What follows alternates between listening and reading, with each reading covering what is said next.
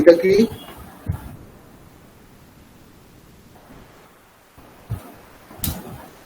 দেখতে পাচ্ছেন এটা কি? স্প্যাম মনে হয়। স্কোর 1%। সার্চ সোর্স নাকি স্প্যাম? Spam score 1। এখন এটাতে আমরা কি বুঝলাম? What is PA, what is DA? Domain authority, page authority.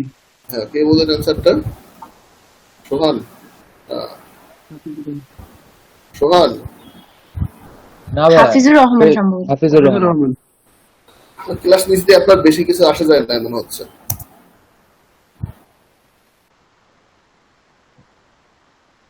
Is authority হইতে পারে, বাট আমার বানানের খুব বেহাল দশা। Domain authority. এই বানানটা ভুল হচ্ছে।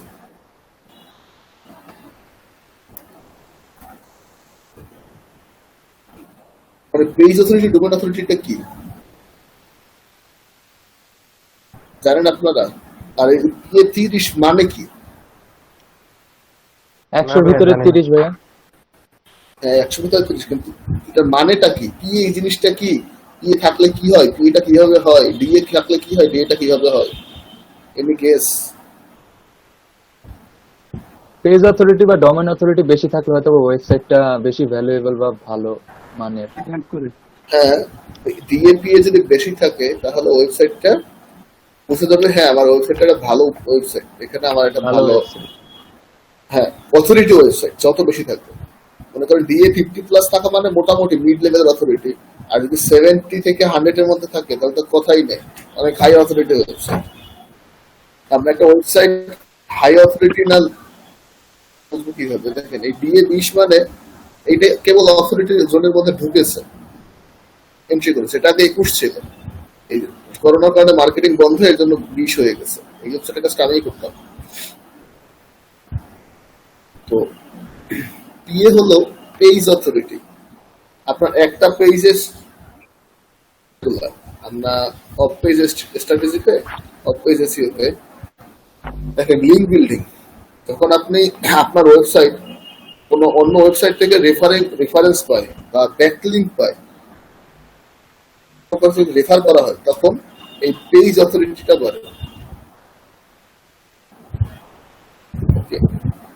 মানে আউটবাউন্ড লিঙ্ক, সোজা কথা অন্য একটা ওয়েবসাইট থেকে আপনার ওয়েবসাইটে যদি লিঙ্ক আসে তাহলে এটাকে বলা হলো, এটার জন্য বাড়ে হলো পেজ অথরিটি, যে আপনার হ্যাঁ পেজের অথরিটিটা অনেক ভালো আছে, যে আপনার অন্য ডোমেইন থেকে ব্যাকলিঙ্ক আসতেছে ভালো। মনে করেন আপনাকে উইকিপিডিয়া থেকে ব্যাকলিঙ্ক নিলে আপনার পিএ 5-6 বেড়ে যাবে একটা ব্যাকলিঙ্কে।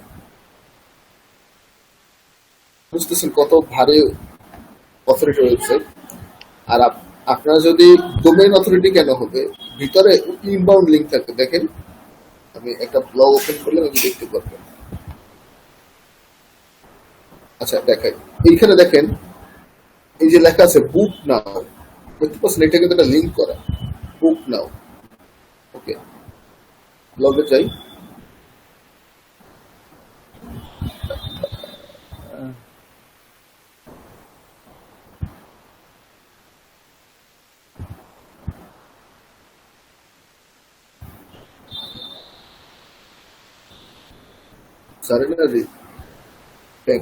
এই দেখেন এইখানে একটা লিঙ্কিং করা আছে।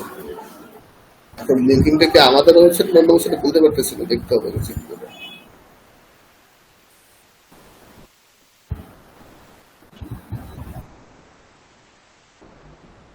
না, এটা অন্য ওয়েবসাইট থেকে নিছে। এই যে লিঙ্কটা রেফার করার জন্য একটা লিঙ্ক, ওকে, এই লিঙ্কটা তো অন্য ওয়েবসাইটে দাও, কিন্তু যখন এই লিঙ্কটা আমাদের এই ওয়েবসাইটের মধ্যেই থাকবে, মানে লিঙ্কে ক্লিক করলে এই ওয়েবসাইট অন্য পেজে নিয়ে যাবে, তখন সেইটাকে বলা হলো ইনবাউন্ড লিঙ্ক বা ইন্টারনাল লিঙ্ক। আপনি একটা আর্টিকেলে বা একটা কোথাও আপনি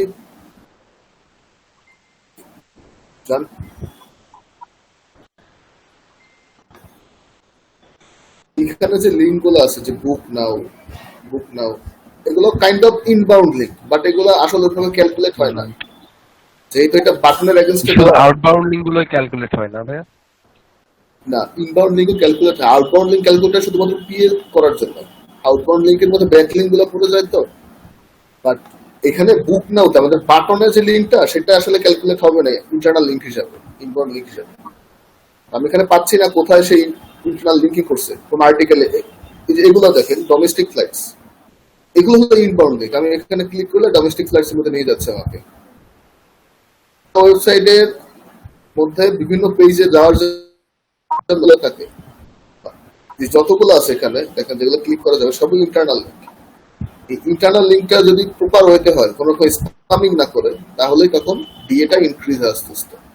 এই মানে হলো ডোমেইন অথরিটি। আপনার ডোমেইনের মধ্যে আপনি কত সুন্দর ডোমেইনটাকে অপটিমাইজ করতে পারছেন আপনার ওয়েবসাইটটা। ক্লিয়ার সবাই? সবার মাথার উপর থেকে যাচ্ছেন, বুঝছি। কিছু কি বুঝছেন? জি ভাইয়া।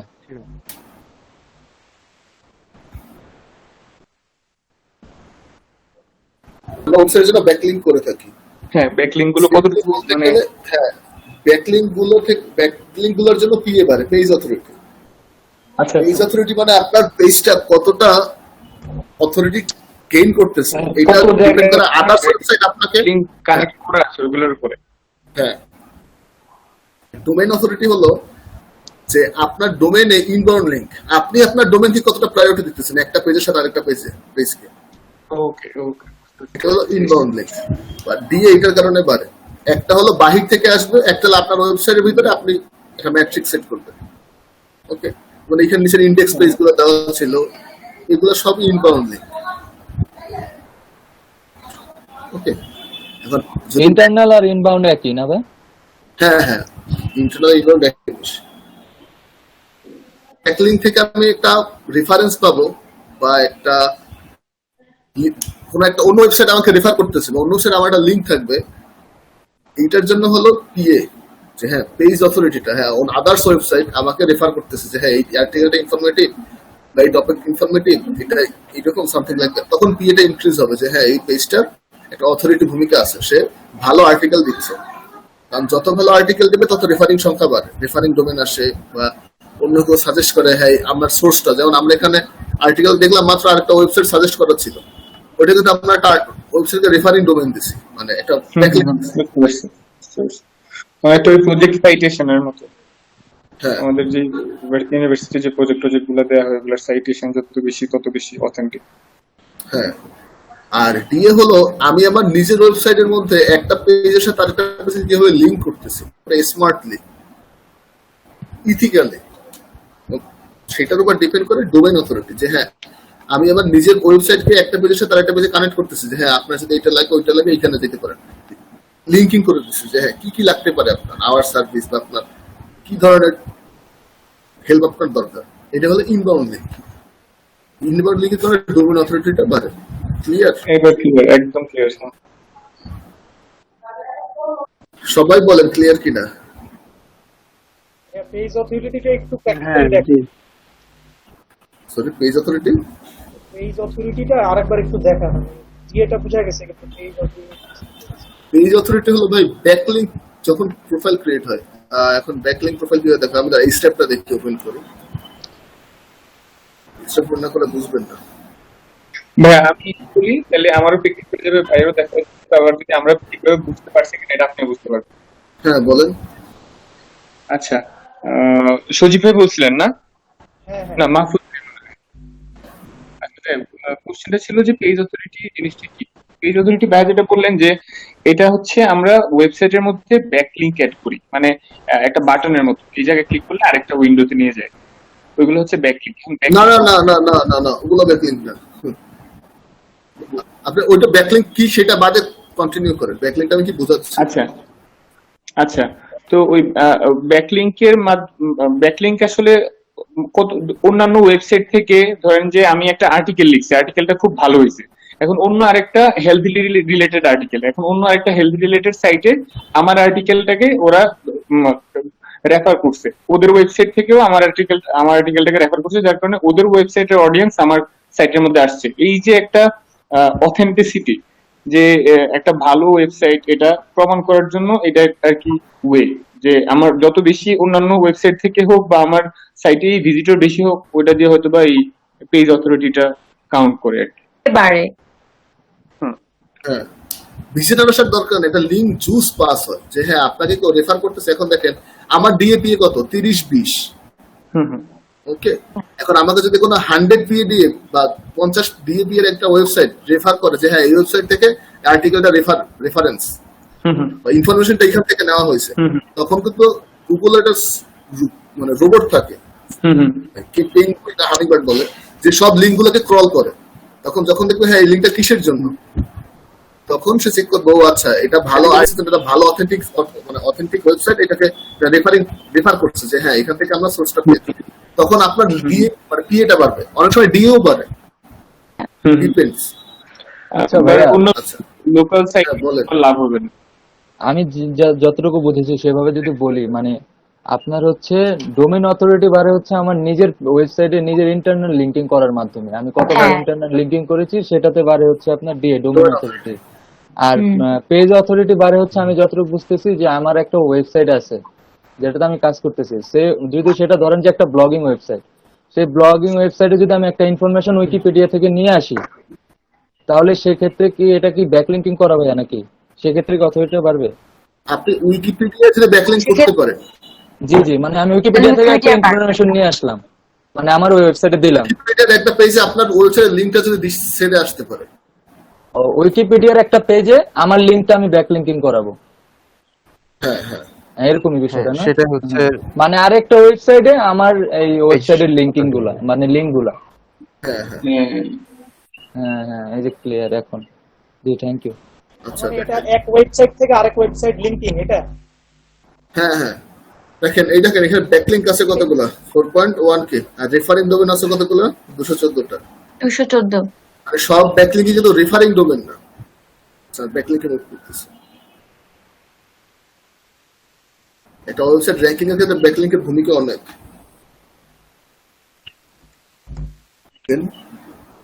এইখান থেকে আমরা একটা লিংক পাইছি এমেলিয়া, এটা ব্লগ কমেন্ট লিংক, এটা মনে হয় আমারই করা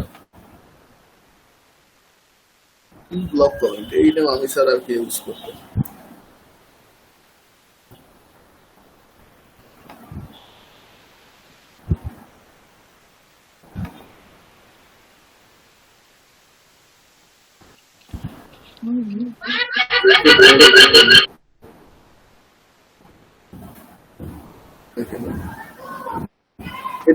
এখানে যেটা করছি সেইটা হলো broken link building backlink.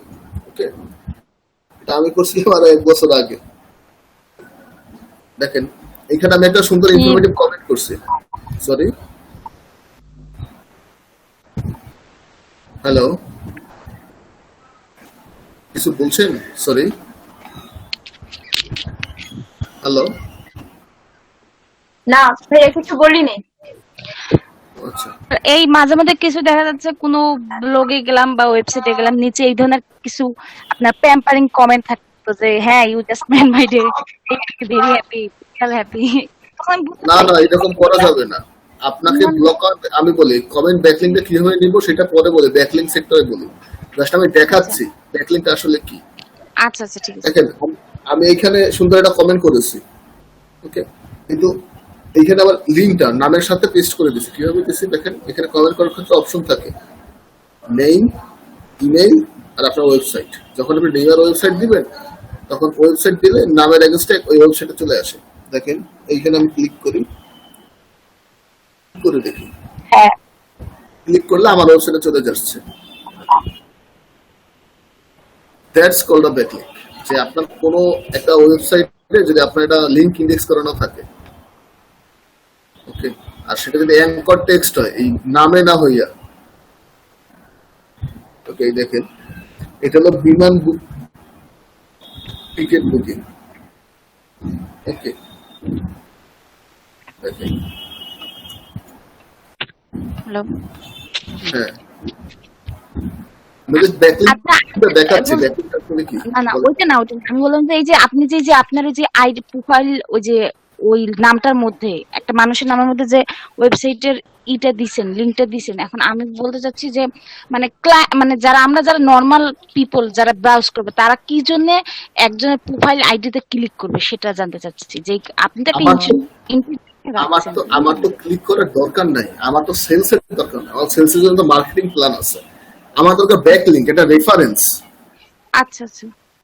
Ranking এর ক্ষেত্রে র্যাঙ্কিং এর 3টা ফেজ আছে। একটা হলো কন্টেন্ট অপটিমাইজ, মানে একটা হলো on page SEO, top page SEO, third phase হলো কোয়ালিটি কন্টেন্ট। ওকে, এখন আমরা অন পেজ যত ভালোই করি শুধু অন পেজের জন্য র্যাঙ্ক করবে না, আবার যদি অফ পেজে ফোকাস করি তাহলে অফ পেজের জন্য কখনো র্যাঙ্ক করবে না, র্যাঙ্ক করতে হবে দুটোর কম্বিনেশনের ফলে। এখন এগুলো হলো ব্যাকলিংক, বিভিন্ন ওয়েবসাইট থেকে আমার ওয়েবসাইটে লিস্টিং করা। ওকে, দেখেন এটা দেখতে পাবেন যে অনেক অনেক ওয়েবসাইট, এই যে এগুলো সব আমারই করা, সুসান আমের এগেন্সে যেগুলো করা। ওকে, দেখেন এইটা হলো এইটা কিন্তু একটা গেস্ট পোস্ট করছে এখান থেকে, ফ্লাইট বুকিং কোথায় গেল আমি দেখি।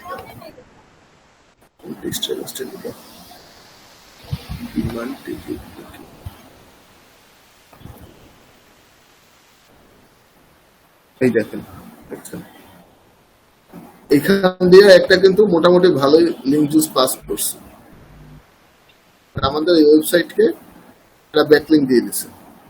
ব্যাকলিঙ্কটা ডু ফলো ব্যাকলিঙ্ক, শুধুমাত্র নো ফলো না, ভালো একটা অথরিটি। ক্লিয়ার আপনারা? আচ্ছা ভাইয়া, যাদের ওয়েবসাইটে দেন তাদের থেকে কোনো ইয়া নাই আর কি, কোনো রেস্ট্রিকশন বা এই ধরনের কিছু আছে যে আপনি যাদের ওয়েবসাইট গুলোতে ব্যাকলিংকিং করবেন? আমি এখানে দেখেন কোথায়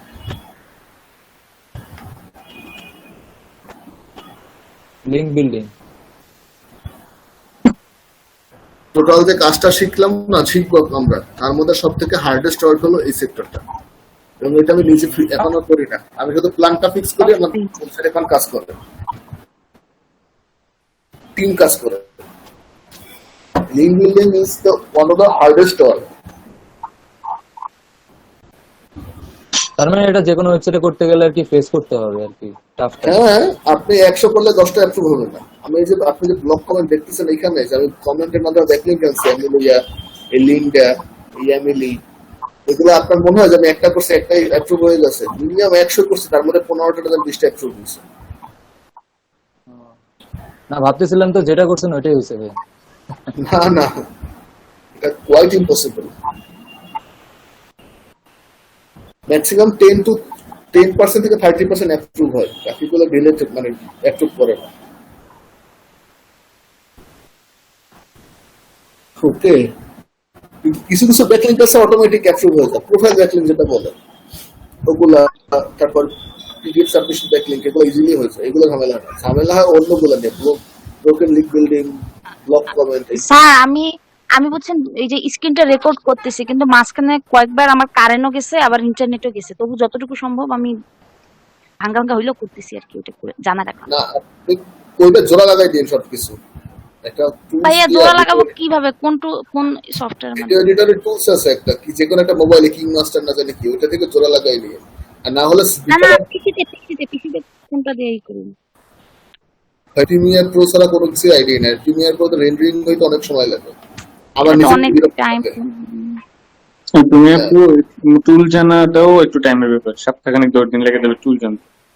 ভালোই কমপ্লিট। তাছাড়া মোবাইল দিয়ে করা সবথেকে বেটার, কি দরকার কম্পিউটারে টুল ইউজ করা? ভাইয়া আমার মোবাইলটা ওই র‍্যাম অত বেশি না, একটু মানে আপনার বাজেটের মোবাইল, তাই এইটা আবার ভিডিও মোবাইলে নিয়ে করতে আপনার আর মানে ওই জায়গা হবে না, শর্ট স্টোরেজ এখন। আচ্ছা আমি ট্রাই ওই পার্ট 1 পার্ট 2 পার্ট 3 ভাবে দিয়ে দিলে হবে, যদি ঝামেলা বেশি হয় পরে যে কেউ একজন করে নিল। একটা আছে না? হ্যাঁ, আমি স্যারকে ওটাই বললাম, পার্ট 3 মানে টুকরা টুকরা হইছে ভিডিওগুলো। ক্যামটেশিয়ার নামে একটা টুলস আছে, ওটা ইউজ করতে পারেন, দেখি আমরা এটা রিসার্চ করে রাখবো না। আচ্ছা, সমস্যা নাই, ভিডিও বিকেলের বাজে একদম মানে কন্টিনিউয়াসলি হয়, বিকেলেটা একটা অ্যাপ আছে ইনশটে ইজিলি করা যাবে, কিন্তু ইনশটে একটু টাইম লাগবে। এই ইনশট হচ্ছে মোটামুটি সবচেয়ে পপুলার ইনশট। ওকে, আচ্ছা আমরা এই বিষয়ে পরে কথা বলবো। আপনারা কি ডিএপি সিস্টেম বুঝছেন ব্যাকলিংক জিনিসটা আসলে কি?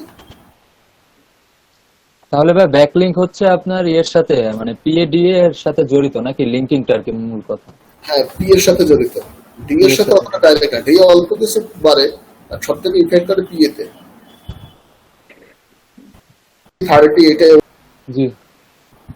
এখন ডিএপি মানে যে ওয়েবসাইট র্যাঙ্কিং এ থাকবে তা না, বা ডিএপি থাকা মানে ওয়েবসাইট অথরিটি আছে, ওয়েবসাইট অথরিটি থাকা মানে র্যাঙ্ক করার পসিবিলিটি বেশি। আর ডিএপি ক্লিয়ার না রাখার প্রশ্ন আছে কোনো?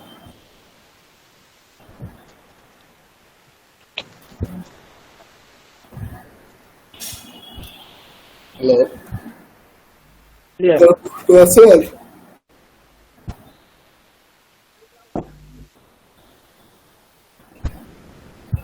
সবাই ডিএপি ক্লিয়ার? ভাইয়া ডিএটা যদি আরেকবার বুঝাতেন। কে বলে এই কথাটা? তাহা ভাইয়া আমি বলছেন অনি। অনেক। জি। আচ্ছা, ডিএটা হলো কি আপু, যে আমার এই দেখেন এই পেজের নিচে আমি কিছু লিঙ্ক করছি, আমার ক্লিক করলে এই জিনিসটা আমার ওয়েবসাইটের ভিতরেই থাকে, নিয়ে যাচ্ছে না কিন্তু। এটা কিন্তু আমার মেইন ওয়েবসাইটেই আছে, শুধুমাত্র একটা সাব হেডিং মানে বা একটা ক্যাটাগরিতে নিয়ে গেল। আবার নিচে যাই, আবার নিচে ক্লিক করলে কার রেন্টাল আরেকটা জায়গায় নিয়ে যাবে। বাট লিঙ্ক গুলো কাজ করতেছে না, তাহলে শুধু একটাই কাজ করতেছে ডোমেস্টিকটা। যাই হোক, আপনার হলো এই যে আমার ওয়েবসাইটে একটা পেজ থেকে আরেকটা পেজে নিয়ে গেল লিঙ্কিং এর মাধ্যমে, এইটাকে বলে ইন্টারনাল বা ইনবাউন্ড লিঙ্ক। আর এইরকম ইন্টারনাল লিঙ্ক গুলোর কারণেই ডিএটা বাড়ে, মানে ডিএটা উপর ডিপেন্ড করে, ডোমেন অথরিটি ডিপেন্ড করে ইন্টারনাল লিঙ্কিং এর উপরে। ক্লিয়ার আপনার?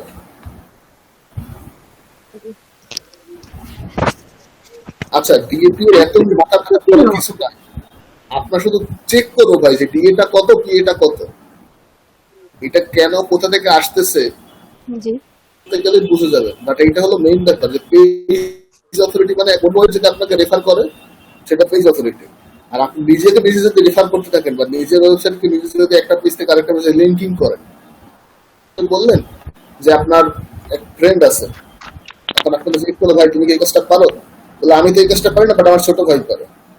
এখন আপনি আপনার ফ্যামিলির মধ্যে ব্যাপারটা রাখলেন, এইটা হলো আপনার বিয়ে। ওকে, যে আপনার ডোমেইন অথরিটিটা বাড়তেছে, আপনার একটা ইউজার আপনার ওয়েবসাইট এসে চলে যাচ্ছে না, লিঙ্কিং করা আছে। আবার আরেকবার বললো আরেক ফ্রেন্ড ভাই তুমি এটা পারো, তুমি বললে না আমি তো পারি না, আমার ফ্যামিলির কেউ পারে না, এটা অন্য একটা লোক পারে, লোকটা পারে। এখন আপনি যাকে রেফার করলেন তার পিএটা ইনক্রিজ হবে, যে হ্যাঁ আমি যেহেতু পারি, একটা high domain high authority website আমাকে দিচ্ছে, দ্যাট মিন্স আমি পেজ অথরিটিটা ভালো। ক্লিয়ার? জি জি। এখন ক্লিয়ার।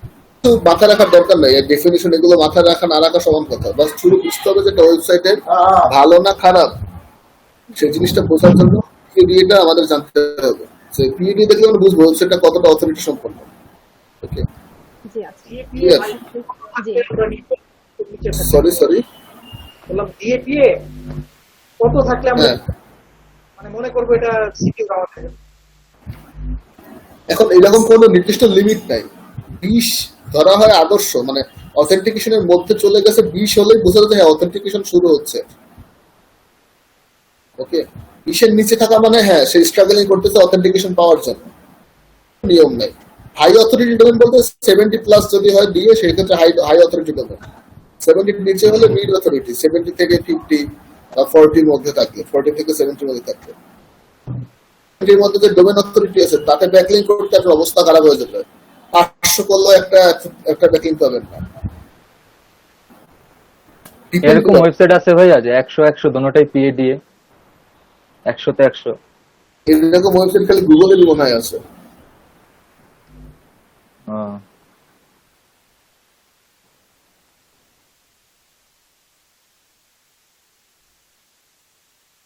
আছে কিছু ইনফরমেটিভ ব্লগের থাকতে পারে। দেখেন আপনার উইকিপিডিয়ারও 93,081, এর থেকে ভালো অথরিটি ওয়েবসাইট আর কিছু নাই পৃথিবীতে। তারপরে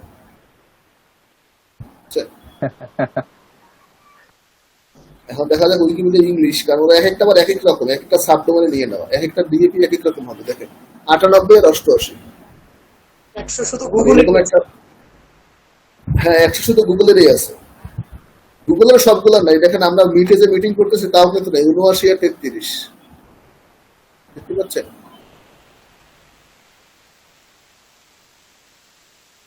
কিন্তু দেখেন এটার স্পাম স্কোর কিন্তু 10%। এখন আপনি যদি এরকম একটা ওয়েবসাইট থেকে ব্যাকলিংক নিতে পারেন, চিন্তা করতেছেন আপনার ওয়েবসাইট কোথায় যাবে।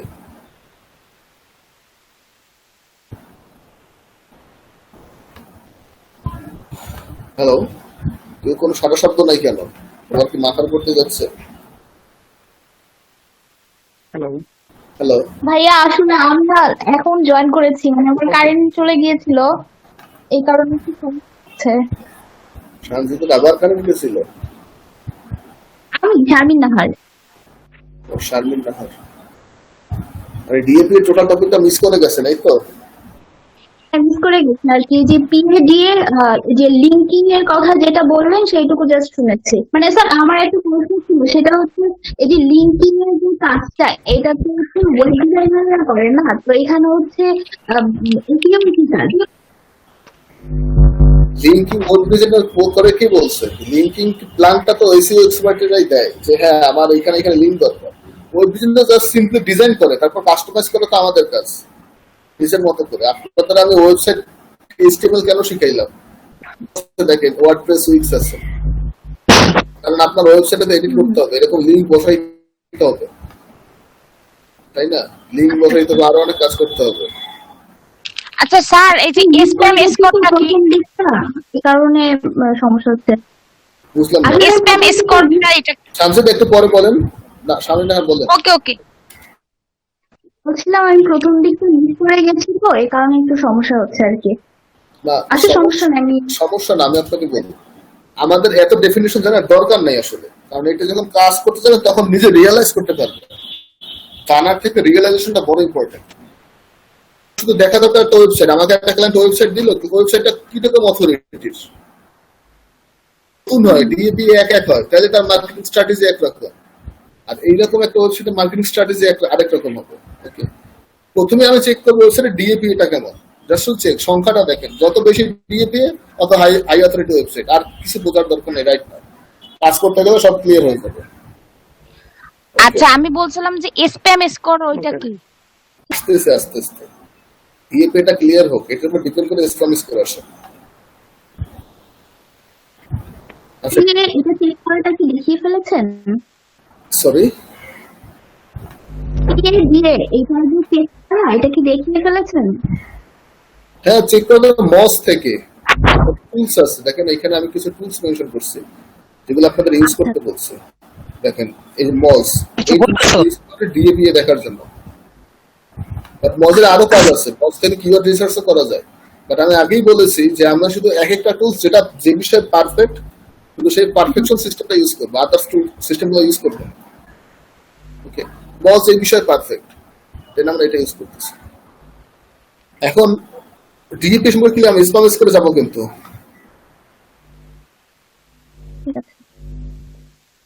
কনফিউশন আছে থাকলে বলুন। জি না। ওকে, দেন আসি স্পাম করে। আমি যে ব্যাকলিংক গুলো করছি দেখছেন, এখন আমি যদি ব্যাকলিংক করতাম যে click here to visit my site, আর ক্লিক হিয়ারে আবার লিঙ্ক দিতাম, দিতাম যে থ্যাংক ইউ ফর দিস, এবার আমার site you can visit here, এরকম যদি ব্যাকলিংক করতাম, উল্টাপাল্টা ব্যাকলিংক, বিভিন্ন খারাপ ওয়েবসাইট থেকে ব্যাকলিংক করতাম যেগুলো স্পাম স্কোর বেশি বা ডিএপি খুব কম বা কোনো অথরিটি নাই, স্পাম ওয়েবসাইট, মনে করেন স্পাম স্কোর এখানে দেখা গেল 50-60, 1% থেকে বাড়তে বাড়তে বাড়তে বাড়তে চলে যায়, একদম বড় হবে। ম্যাক্সিমাম 5 স্পাম স্কোর থাকা একটা ওয়েবসাইট পর্যন্ত সেফ, 5% থাকা সেফ। এর উপরে যদি থাকে তাহলে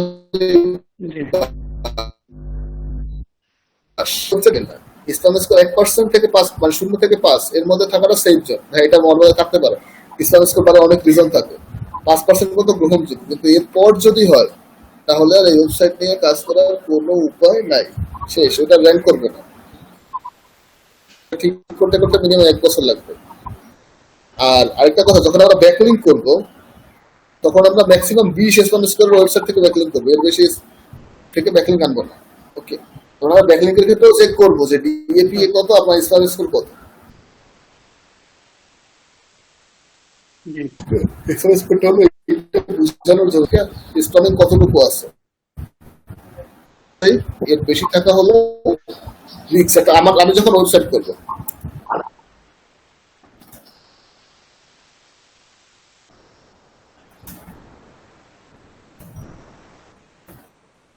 আমরা যখন ব্যাকলিং করবো,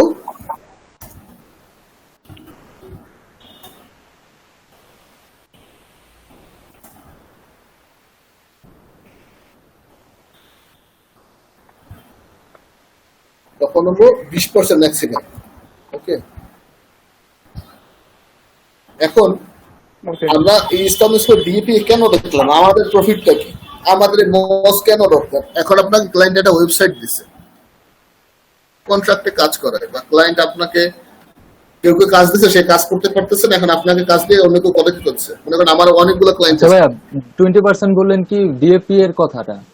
DAP spam score spam score 20% থাকতে হবে, যে 1% যেটা আপনি লিখছেন ওই জায়গায় না না না 20% 20% থাকতে হবে না বাবা ভাই, ডুবাইবেন তো আমাকে। স্পাম স্কোর আমার ওয়েবসাইটে, মানে ক্লায়েন্টের ওয়েবসাইটে ম্যাক্সিমাম 5% হবে, এর বেশি বেশি হইলে বিপদ। 5% উপরে হতে যাবে না। ওকে, আর যার যে ব্যাকলিংকিং করবে তারটা 20% থাকতে হবে, এই তো? আর ওয়েবসাইটে ব্যাকলিংক করবেন, সেইটা 20% পর্যন্ত গ্রহণযোগ্য, মানে 20% এর পর আর করতে পারবেন না, বাট 20% লেভেল পর্যন্ত ব্যাকলিংক করা ঠিক আছে। স্পাম স্কোর 20 থাকা নিচেও করা যাবে, সমস্যা নেই। হ্যাঁ, কিন্তু উপরে থাকলে ব্যাকলিংক করা রিস্ক হয়ে যাবে, তখন আপনার স্পাম স্কোর বাড়তে থাকবে আস্তে আস্তে। ওকে, ঠিক আছে ভাই। এখন আমরা এত কিছু কেন আলোচনা করলাম, পিএডিএ স্পাম স্কোর বলে? অনেক সময় দেখা যাবে যে আমাদের সাবকন্ট্রাক্টে কিছু কাজ করাই আমরা, যেমন আমার কিছু কাজ আমি কাজ করতে পারতেছি না বা সময় নেই, অন্য কাউকে দিয়ে করাই ফেলাই। বাট পাকিস্তানি ইন্ডিয়ান কিছু ক্লায়েন্ট আছে যারা বিদেশ থেকে বা ফরেন ক্লায়েন্ট রাখার পর তারা কাজ করে র্যাঙ্ক করাইতে পারে না। তখন চিন্তা করে যে আমরা তো পারতেছি না, অন্য করে অল্প টাকায় হায়ার করে। তারা মনে করেন একটা প্রজেক্ট $200 বা $300 নিলে একজনকে $50 খুঁজে, আমার ওয়েবসাইটে র্যাঙ্কিং করাই দাও, কয়দিন সময় লাগবে? প্রথম দিকে $50 ওয়েবসাইট আর ওয়েবসাইট র্যাঙ্কিং করানো মনে করে ইজি, কোনো ব্যাপারই না। ঠিক আছে, ওয়েবসাইট র্যাঙ্কিং করানো ব্যাপার না আসলে। 3-4 মাস ঠিক মতো খাটাখাটি করলে র্যাঙ্ক করা যায়, একটা প্যাটার্ন আছে। এখন আপনি বুঝবেন কিভাবে এই ওয়েবসাইটটা র্যাঙ্ক করবে কি করবে না, বা আপনার ওয়েবসাইটে র্যাঙ্ক করার মতো ক্রাইটেরিয়া ফিল আপ করতেছে কিনা?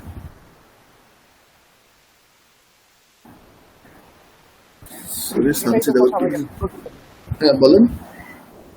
বললাম এটাই তো এই ডিটেইলস গুলো দেখে হ্যাঁ, সজীব ভাইয়া এমনি কথা বলতে পারে না, ভাইয়া কথা বলেন। হ্যালো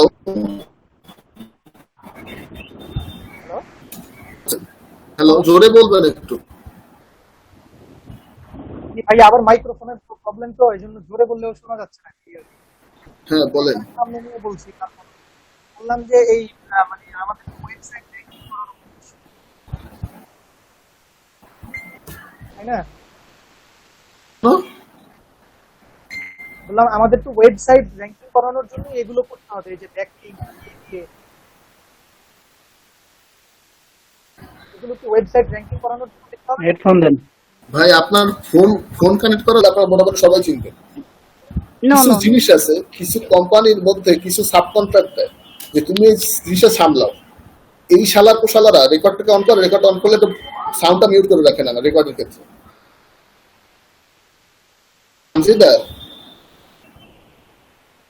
সঞ্জিদা শুনতে পাচ্ছেন? সঞ্জিদা আপনি রেকর্ডটা পজ হ্যাঁ। করে রাখেন, রেকর্ডটা পজ করে রেকর্ড রাখেন। আচ্ছা পজ করতেছি, থামেন এই যে ওয়েট।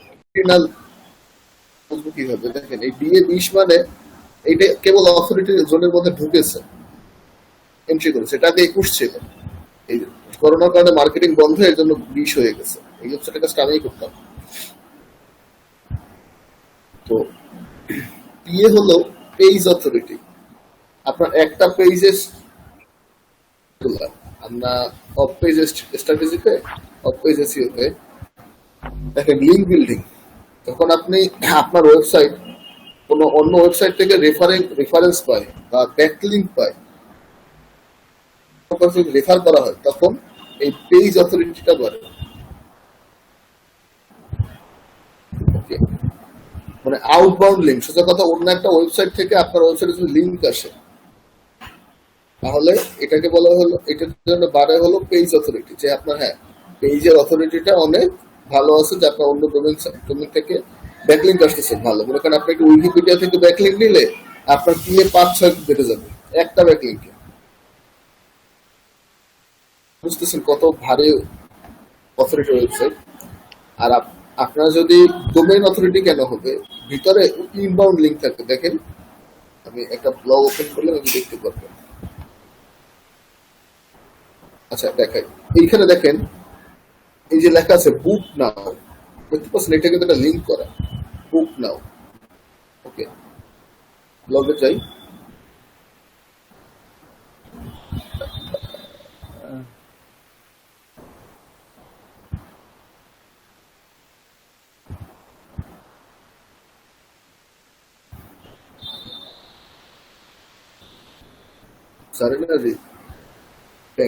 এই দেখেন এইখানে একটা লিঙ্কিং করা আছে। এখন লিঙ্কিংটাকে আমাদের ওয়েবসাইট অন্য ওয়েবসাইটে বলতে পারতেছি না, দেখতে হবে চেক করে।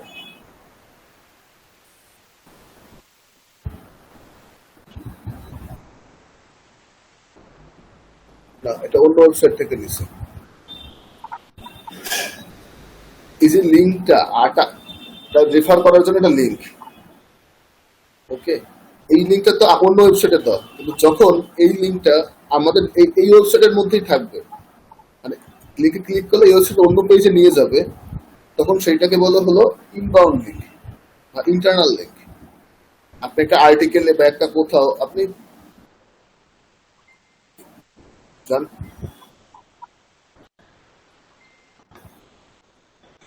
এখানে যে লিঙ্ক গুলো আছে, যে বুক নাও, এগুলো kind of inbound link, but এগুলো আসলে ওইভাবে ক্যালকুলেট হয় না, যেহেতু এটা বাটনের এগেইনস্টে। শুধু আউটবাউন্ড লিঙ্ক গুলো ক্যালকুলেট হয় না ভাইয়া? না, ইনবাউন্ড লিঙ্ক ক্যালকুলেট হয়। আউটবাউন্ড লিঙ্ক ক্যালকুলেট শুধুমাত্র পিএ করার জন্য। আউটবাউন্ড লিঙ্কের মধ্যে ব্যাক লিঙ্ক গুলো পড়ে যায় তো, বাট এখানে বুক নাও তো আমাদের বাটনের যে লিঙ্কটা, সেটা আসলে ক্যালকুলেট হবে না ইন্টারনাল লিঙ্ক হিসাবে, ইনবাউন্ড লিঙ্ক হিসাবে। আমি এখানে পাচ্ছি না কোথায় সেই ইন্টারনাল লিঙ্কিং করছে কোন আর্টিকেলে। এগুলো দেখেন ডোমেস্টিক ফ্লাইটস, এগুলো হলো ইনবাউন্ড লিঙ্ক। আমি এখানে ক্লিক করলে ডোমেস্টিক ফ্লাইটস এর মধ্যে নিয়ে যাচ্ছে আমাকে। ওয়েবসাইটের মধ্যে বিভিন্ন পেজে যাওয়ার জন্য থাকে, যতগুলো আছে এখানে দেখেন, যেগুলো ক্লিক করা যাবে সবই ইন্টারনাল লিঙ্ক। এই ইন্টারনাল লিঙ্কটা যদি প্রপার ওয়েতে হয়, কোনো স্প্যামিং না করে, তাহলেই তখন ডিএটা ইনক্রিজ হয় আস্তে আস্তে। এই মানে হলো ডোমেইন অথরিটি। আপনার ডোমেইনের মধ্যে আপনি কত সুন্দর ডোমেইনটাকে অপটিমাইজ করতে পারছেন আপনার ওয়েবসাইটটা। ক্লিয়ার সবাই? সবার মাথার উপর থেকে যাচ্ছেন, বুঝছি। কিছু কি বুঝছেন? জি ভাইয়া।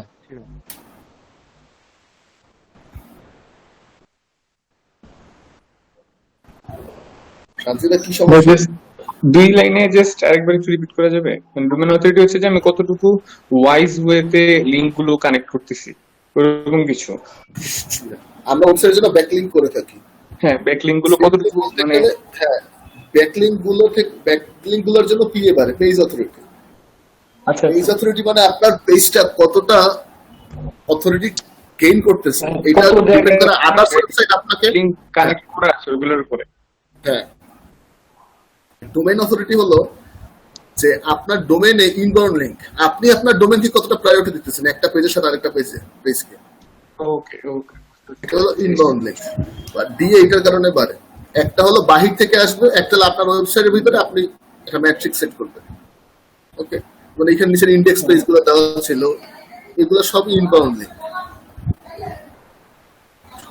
ওকে, এখন ইন্টারনাল আর ইনবাউন্ড একই না ভাই? হ্যাঁ হ্যাঁ, ইন্টারনাল ইনবাউন্ড একই জিনিস। ব্যাকলিংক থেকে আমি একটা রেফারেন্স পাবো, বা একটা কোন একটা অন্য ওয়েবসাইট আমাকে রেফার করতেছে, অন্য ওয়েবসাইট আমার একটা লিংক থাকবে, এইটার জন্য হলো পিএ, যে হ্যাঁ পেজ অথরিটিটা, হ্যাঁ আদার্স ওয়েবসাইট আমাকে রেফার করতেছে যে হ্যাঁ এই আর্টিকেলটা ইনফরমেটিভ, বা এই টপিক ইনফরমেটিভ, এটা এরকম সামথিং লাইক দ্যাট, তখন পিএটা ইনক্রিজ হবে যে হ্যাঁ এই পেজটার একটা অথরিটি ভূমিকা আছে, সে ভালো আর্টিকেল দিচ্ছে। কারণ যত ভালো আর্টিকেল দেবে তত রেফারিং সংখ্যা বাড়ে, রেফারিং ডোমেন আসে, বা অন্য কেউ সাজেস্ট করে হ্যাঁ আমার সোর্সটা, যেমন আমরা এখানে আর্টিকেল দেখলাম মাত্র আরেকটা ওয়েবসাইট সাজেস্ট করা ছিল, ওটা কিন্তু আমরা একটা ওয়েবসাইটে রেফারিং ডোমেন দিছি, মানে এটা একটা প্রজেক্ট সাইটেশনের মতো। হ্যাঁ আমাদের যে ইউনিভার্সিটি যে প্রজেক্ট গুলো দেওয়া হয় ওগুলোর সাইটেশন যত বেশি তত বেশি অথেন্টিক। হ্যাঁ।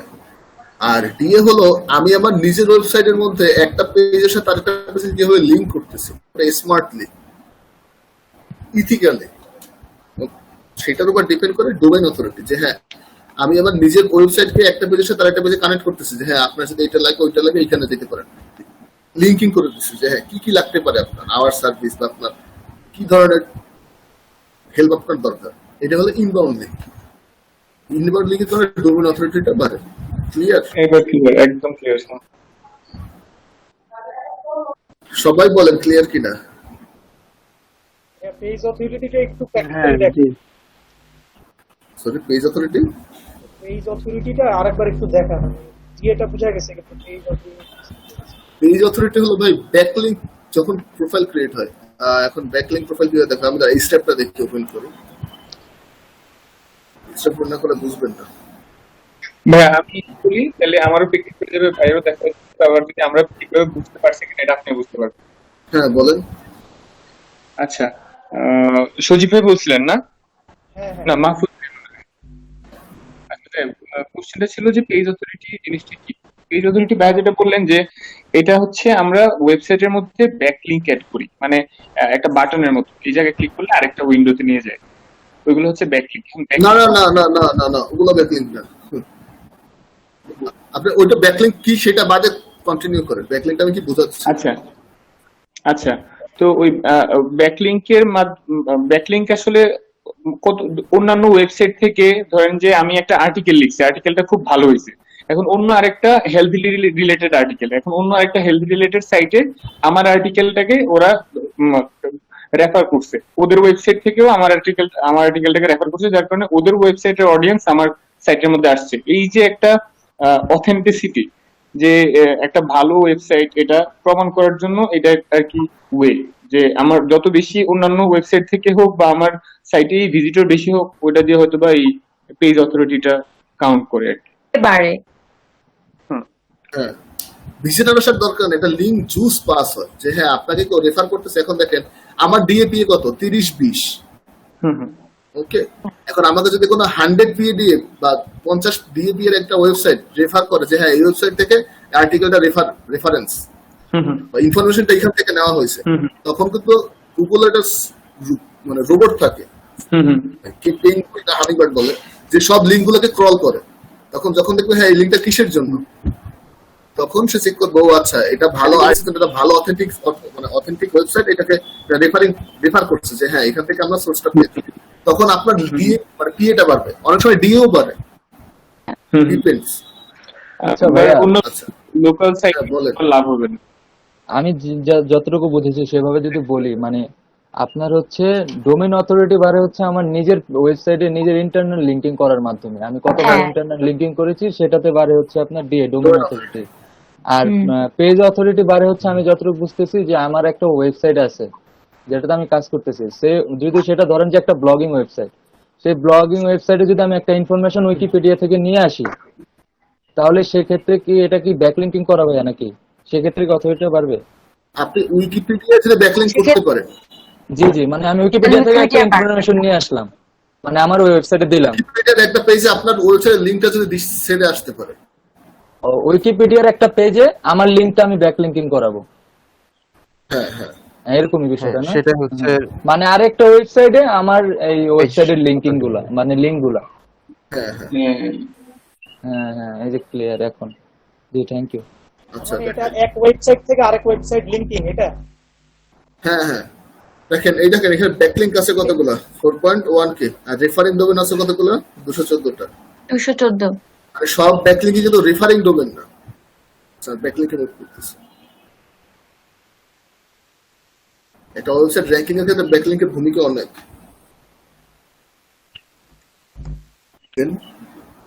এইখান থেকে আমরা একটা লিঙ্ক পাইছি, এমিলিয়া, এটা ব্লক কমেন্ট লিঙ্ক, এটা মনে হয় আমারই করা ব্লক কমেন্ট। এইটা আমি স্যার আর কি ইউজ করতাম।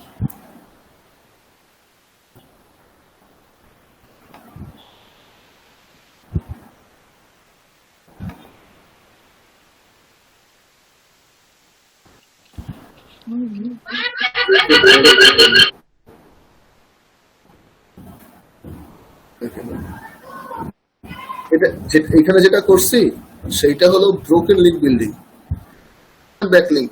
ওকে, এটা আমি করছিলাম আরো 1 বছর আগে। দেখেন এখানে আমি একটা সুন্দর ইনফরমেটিভ কমেন্ট করছি। সরি,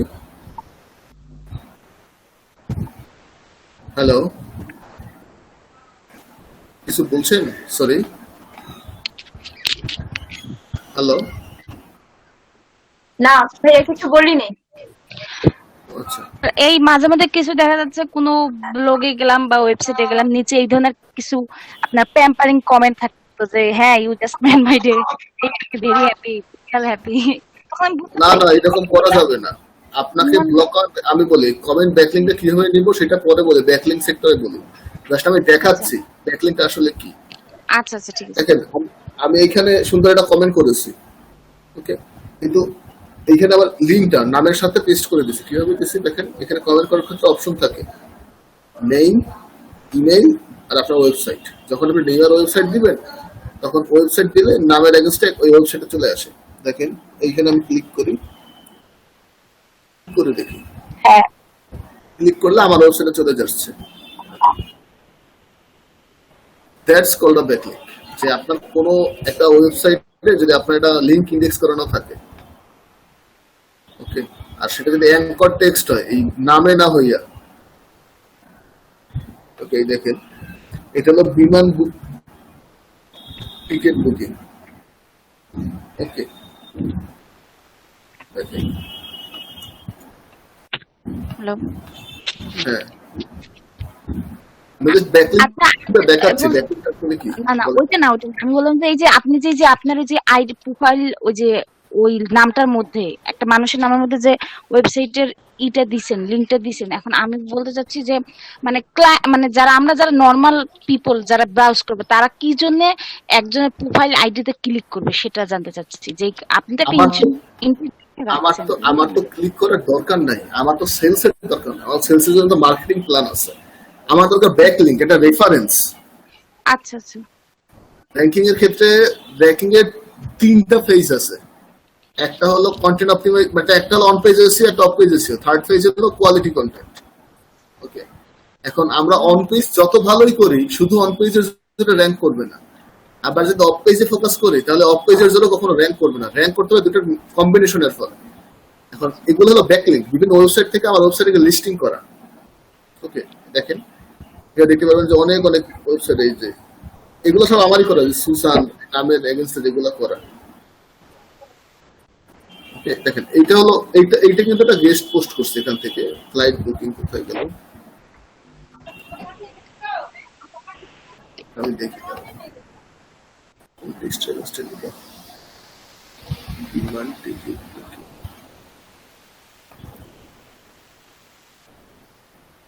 এই দেখেন,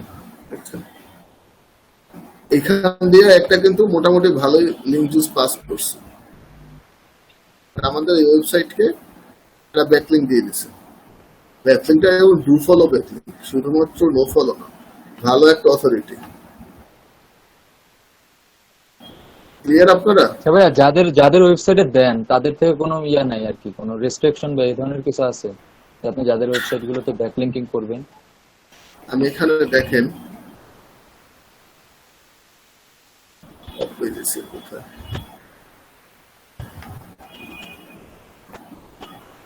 লিংক বিল্ডিং, টোটাল যে কাজটা শিখলাম না, শিখবো আমরা, তার মধ্যে সব থেকে হার্ডেস্ট ওয়ার্ক হলো এই সেক্টরটা। এবং এটা আমি নিজে এখনো করি না, আমি শুধু প্ল্যানটা ফিক্স করি, আমার ওয়েবসাইট এখন কাজ করে, টিম কাজ করে। Link building is the one of the hardest work. তার মানে এটা যে কোনো ওয়েবসাইটে করতে গেলে আর কি ফেস করতে হবে আর কি টাফ। হ্যাঁ, আপনি 100 করলে 10টা অ্যাপ্রুভ হবে না। আমি এই যে আপনি যে ব্লক কমেন্ট দেখতেছেন এখানে, যে আমি কমেন্টের মাধ্যমে ব্যাকলিংক আনছি, এমিলিয়া, এই লিঙ্কটা, এই এমিলি, এগুলো আপনার মনে হয় যে আমি একটা করছি একটাই অ্যাপ্রুভ হয়ে গেছে? মিনিমাম 100 করছি, তার মধ্যে 15টা 20টা অ্যাপ্রুভ হয়েছে। না ভাবতেছিলাম তো যেটা করছেন ওইটাই হয়েছে ভাই। না না, এটা কোয়াইট ইম্পসিবল।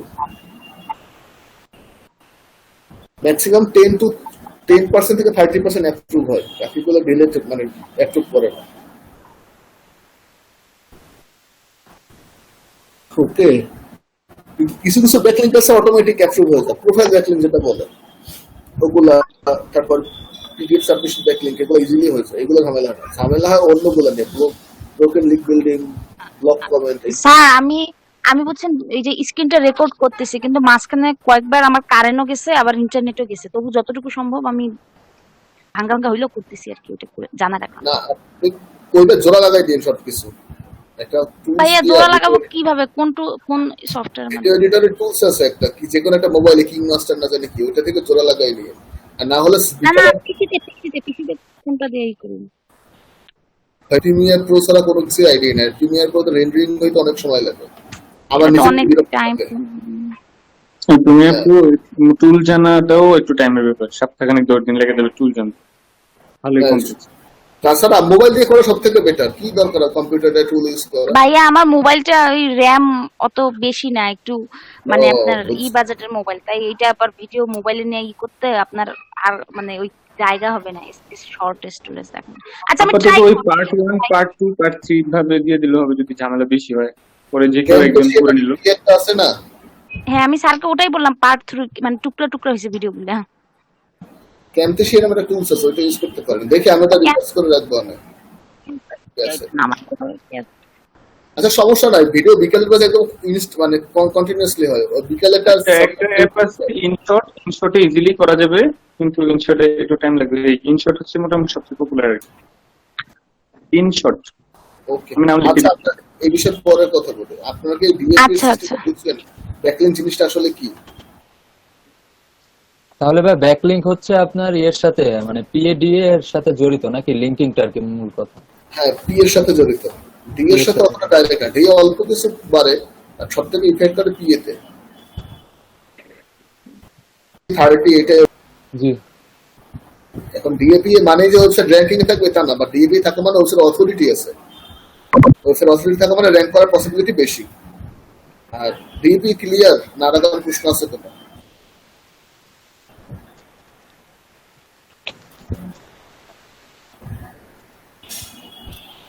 হ্যালো, স্যার,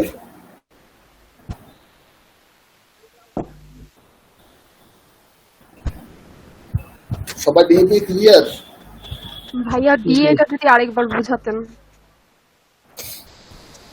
কে বলে কথাটা? তাহা ভাইয়া আমি বলছেন অনি। অনেক। জি। আচ্ছা, ডিএটা হলো কি আপু, যে আমার এই দেখেন এই পেজের নিচে আমি কিছু লিঙ্ক করছি, আমার ক্লিক করলে এই জিনিসটা আমার ওয়েবসাইটের ভিতরেই থাকে, নিয়ে যাচ্ছে না। কিন্তু এটা কিন্তু আমার মেইন ওয়েবসাইটেই আছে, শুধুমাত্র একটা সাব হেডিং মানে বা একটা ক্যাটাগরিতে নিয়ে গেল। আবার নিচে যাই, আবার নিচে ক্লিক করলে কার রেন্টাল আরেকটা জায়গায় নিয়ে যাবে। বাট লিঙ্ক গুলো কাজ করতেছে না, তাহলে শুধু একটাই কাজ করতেছে ডোমেস্টিক। যাই হোক, আপনার হলো এই যে আমার ওয়েবসাইটে একটা পেজ থেকে আরেকটা পেজে নিয়ে গেল লিঙ্কিং এর মাধ্যমে, এইটাকে বলে ইন্টারনাল বা ইনবাউন্ড লিঙ্ক। আর এইরকম ইন্টারনাল লিঙ্ক গুলোর কারণেই ডিএটা বাড়ে। ডিএটার উপর ডিপেন্ড করে, ডোমেন অথরিটি ডিপেন্ড করে ইন্টারনাল লিঙ্কিং এর উপরে। ক্লিয়ার আপনার?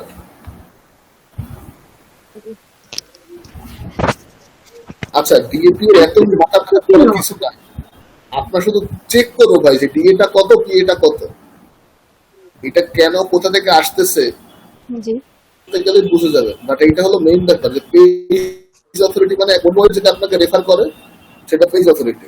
আর আপনি নিজেকে নিজে যদি রেফার করতে থাকেন বা নিজের ওয়েবসাইটকে নিজে যদি একটা পেজ থেকে আরেকটা পেজে লিঙ্কিং করেন, বললেন যে আপনার এক ফ্রেন্ড আছে, এখন করলে চেক করলো, ভাই তুমি কি এই কাজটা পারো? বলে আমি তো এই কাজটা পারি না, বাট আমার ছোট ভাই পারে। এখন আপনি আপনার ফ্যামিলির মধ্যে ব্যাপারটা রাখলেন, এইটা হলো আপনার বিয়ে। ওকে, যে আপনার ডোমেইন অথরিটিটা বাড়তেছে, আপনার একটা ইউজার আপনার ওয়েবসাইট এসে চলে যাচ্ছে না, লিঙ্কিং করা আছে। আবার আবার বললো আরেক ফ্রেন্ড, ভাই তুমি এটা পারো? তুমি বললে না আমি তো পারি না, আমার ফ্যামিলির কেউ পারে না, এটা অন্য একটা লোক পারে, লোকটা পারে।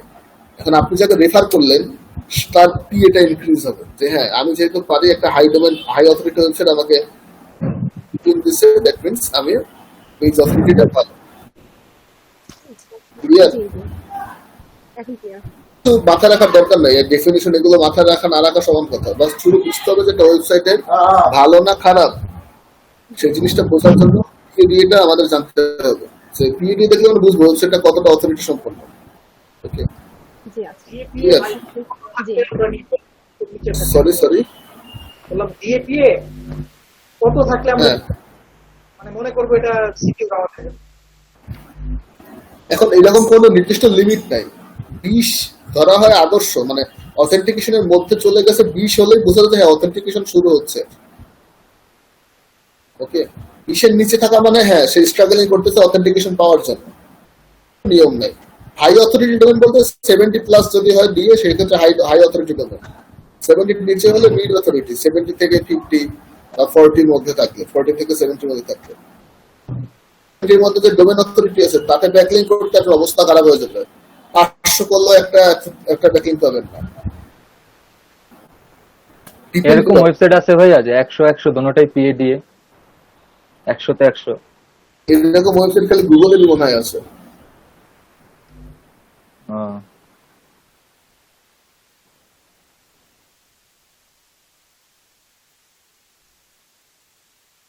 আছে কিছু ইনফরমেটিভ ব্লগের থাকতে পারে। দেখেন আপনার উইকিপিডিয়ারও 93,081, এর থেকে ভালো অথরিটি ওয়েবসাইট আর কিছু নাই পৃথিবীতে। তারপরে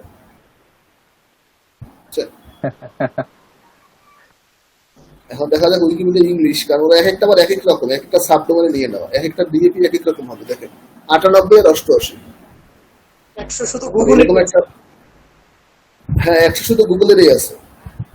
গুগলের সবগুলো নাই। দেখেন আমরা মিটে যে মিটিং করতেছি তাও কিন্তু নাই, 79 আর 33। দেখতে পাচ্ছেন?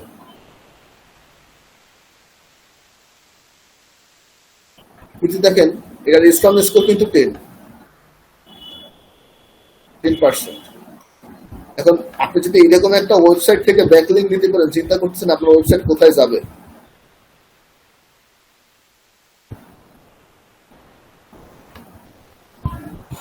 হ্যালো, কেউ কোনো সারা শব্দ নাই কেন?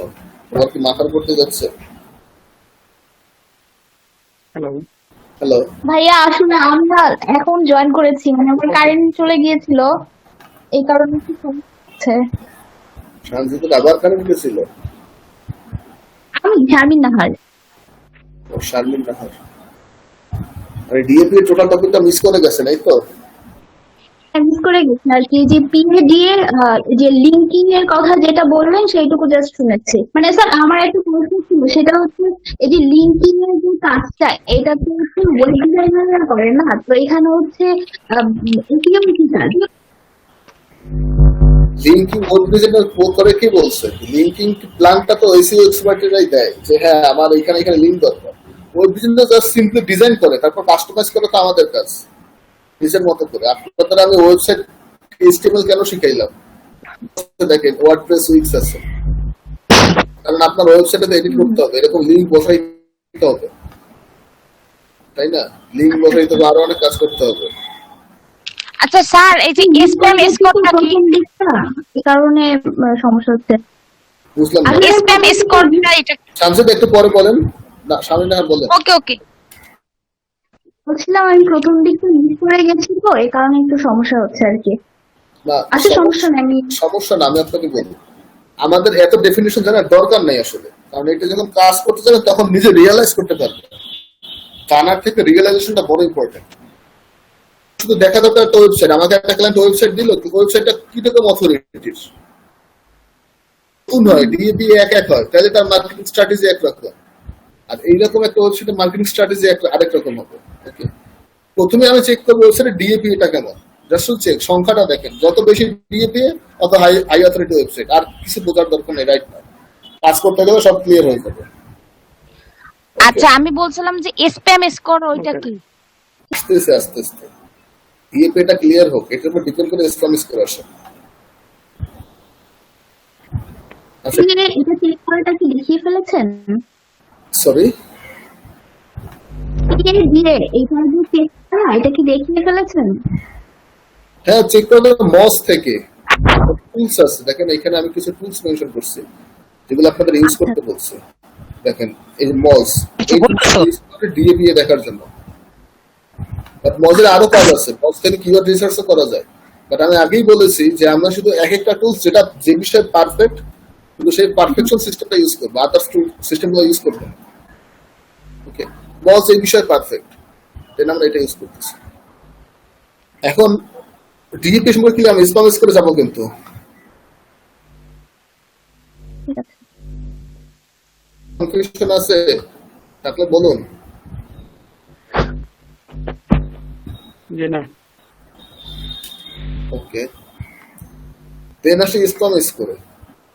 আমি যে ব্যাকলিঙ্ক গুলো করছি দেখছেন, এখন আমি যদি ব্যাকলিঙ্ক করতাম যে click here to visit my site, আর ক্লিক হিয়ারে আবার লিঙ্ক দিতাম, দিতাম যে থ্যাংক ইউ ফর দিস, এবার আমার site you can visit here, এরকম যদি ব্যাকলিঙ্ক করতাম, উল্টাপাল্টা ব্যাকলিঙ্ক, বিভিন্ন খারাপ ওয়েবসাইট থেকে ব্যাকলিঙ্ক করতাম যেগুলো স্প্যাম স্কোর বেশি বা ডিএপি খুব কম বা কোনো অথরিটি নাই, স্প্যাম ওয়েবসাইট, মনে করেন স্প্যাম স্কোর এখানে দেখা গেল 50-60, 1% থেকে বাড়তে বাড়তে বাড়তে বাড়তে চলে যায়, একদম বড় হবে। ম্যাক্সিমাম 5 স্প্যাম স্কোর থাকা একটা ওয়েবসাইট পর্যন্ত সেফ, 5% থাকা সেফ। এর উপরে যদি থাকে তাহলে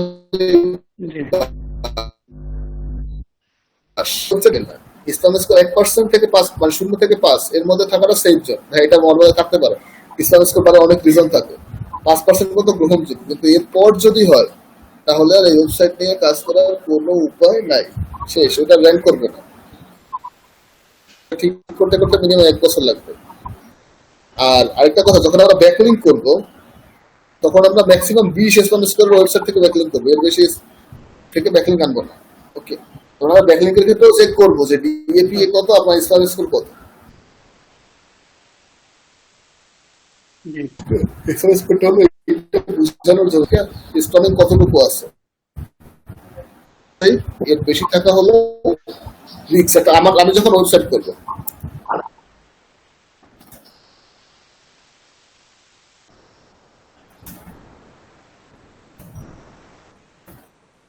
আমরা যখন ব্যাকলিঙ্ক করবো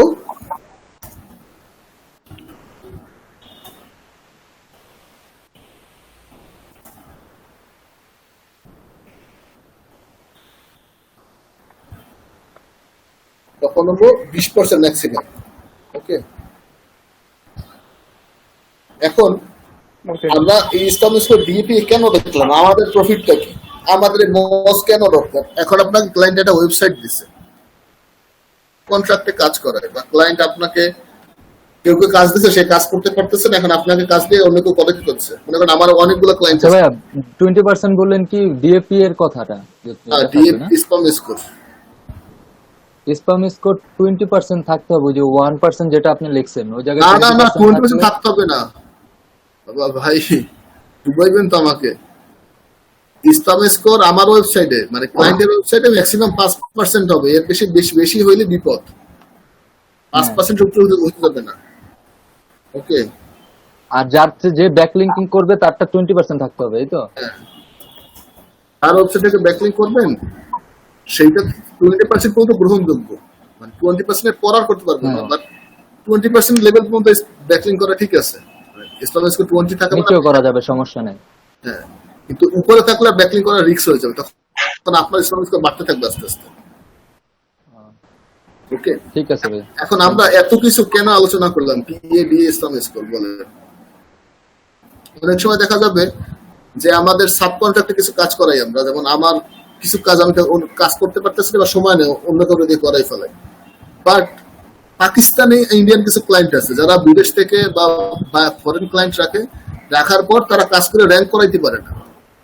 তখন চিন্তা করে যে আমরা তো পারতেছি না, অন্য করে অল্প টাকায় হায়ার করে। তারা মনে করেন একটা প্রজেক্ট $200 বা $300 নিলে একজনকে $50 খুঁজে আমার ওয়েবসাইটে র্যাঙ্কিং করাই দাও, কয়দিন সময় লাগবে?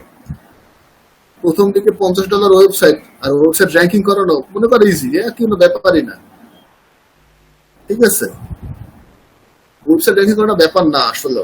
3-4 মাস ঠিক মতো খাটাখাটি করলে র্যাঙ্ক করা যায়, এটা একটা প্যাটার্ন আছে। এখন আপনি বুঝবেন কিভাবে এই ওয়েবসাইটটা র্যাঙ্ক করবে কি করবে না, বা আপনার ওয়েবসাইটে র্যাঙ্ক করার মতো ক্রাইটেরিয়া ফিল আপ করতেছে কিনা?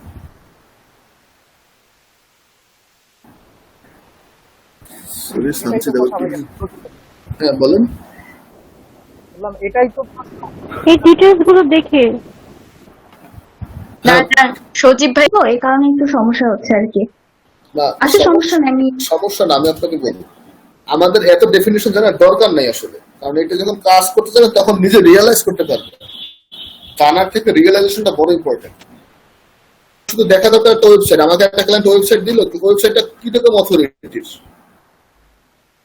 হয়, ডিএপি এক হয়, তাহলে তার মার্কেটিং স্ট্র্যাটেজি একরকম, আর এইরকম একটা ওয়েবসাইটের মার্কেটিং স্ট্র্যাটেজি আরেক রকম হবে। ওকে, প্রথমে আমি চেক করবো ওয়েবসাইটের ডিএপি এটা কেমন, জাস্ট চেক সংখ্যাটা দেখেন, যত বেশি ডিএপি অত হাই অথরিটি ওয়েবসাইট, আর কিছু বোঝার দরকার নেই, রাইট না? কাজ করতে গেলে সব ক্লিয়ার হয়ে যাবে। আচ্ছা আমি বলছিলাম যে স্প্যাম স্কোর ওইটা কি? আস্তে আস্তে ডিএপি এটা ক্লিয়ার হোক, এটার উপর ডিপেন্ড করে স্প্যাম স্কোর আসে। আচ্ছা এটা চেক করাটা কি দেখিয়ে ফেলেছেন? সরি, দিয়ে এইটা যে চেক করা, এটা কি দেখিয়ে ফেলেছেন? হ্যাঁ চেক করলে মস থেকে টুলস আছে, দেখেন এখানে আমি কিছু টুলস মেনশন করছি যেগুলো আপনাদের ইউজ করতে বলছে। দেখেন এই মস, এই ডিএপি দেখার জন্য। বাট মজের আরো কাজ আছে, মজ থেকে কিওয়ার্ড রিসার্চও করা যায়। বাট আমি আগেই বলেছি যে আমরা শুধু এক একটা টুলস যেটা যে বিষয়ে পারফেক্ট, কিন্তু সেই পারফেকশন সিস্টেমটা ইউজ করবো, আদার্স টুল সিস্টেমগুলো ইউজ করবো। ওকে, মজ এই বিষয়ে পারফেক্ট, তাই আমরা এটা ইউজ করতেছি। এখন ডিএপি সম্পর্কে আমি স্প্যাম করে যাবো, কিন্তু ঠিক আছে, কনফিউশন আছে থাকলে বলুন। জি না। ওকে, দেন আসে স্প্যাম করে। আমি যে ব্যাকলিঙ্ক গুলো করছি দেখছেন, এখন আমি যদি ব্যাকলিঙ্ক করতাম যে click here to visit my site, আর ক্লিক হিয়ারে আবার লিঙ্ক দিতাম যে থ্যাংক ইউ ফর দিস, এবার আমার site you can visit here, এরকম যদি ব্যাকলিঙ্ক করতাম, উল্টাপাল্টা ব্যাকলিঙ্ক, বিভিন্ন খারাপ ওয়েবসাইট থেকে ব্যাকলিঙ্ক করতাম যেগুলো স্প্যাম স্কোর বেশি বা ডিএপি খুব কম বা কোনো অথরিটি নাই, স্প্যাম ওয়েবসাইট, মনে করেন স্প্যাম স্কোর এখানে দেখা গেল 50-60, 1% থেকে বাড়তে চলে যায়, একদম বড় হবে। ম্যাক্সিমাম 5 স্প্যাম স্কোর থাকা একটা ওয়েবসাইট পর্যন্ত সেফ, 5% থাকা সেফ। এর উপরে যদি থাকে তাহলে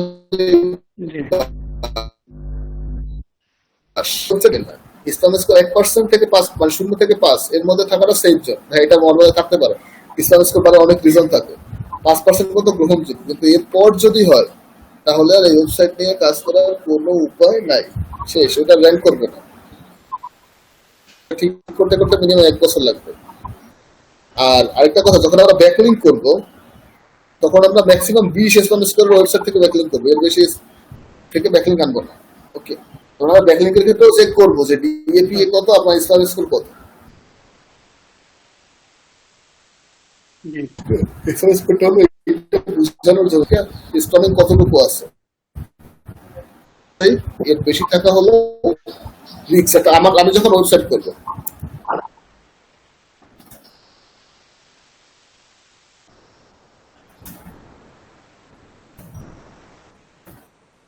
আমরা যখন ব্যাকলিঙ্ক করবো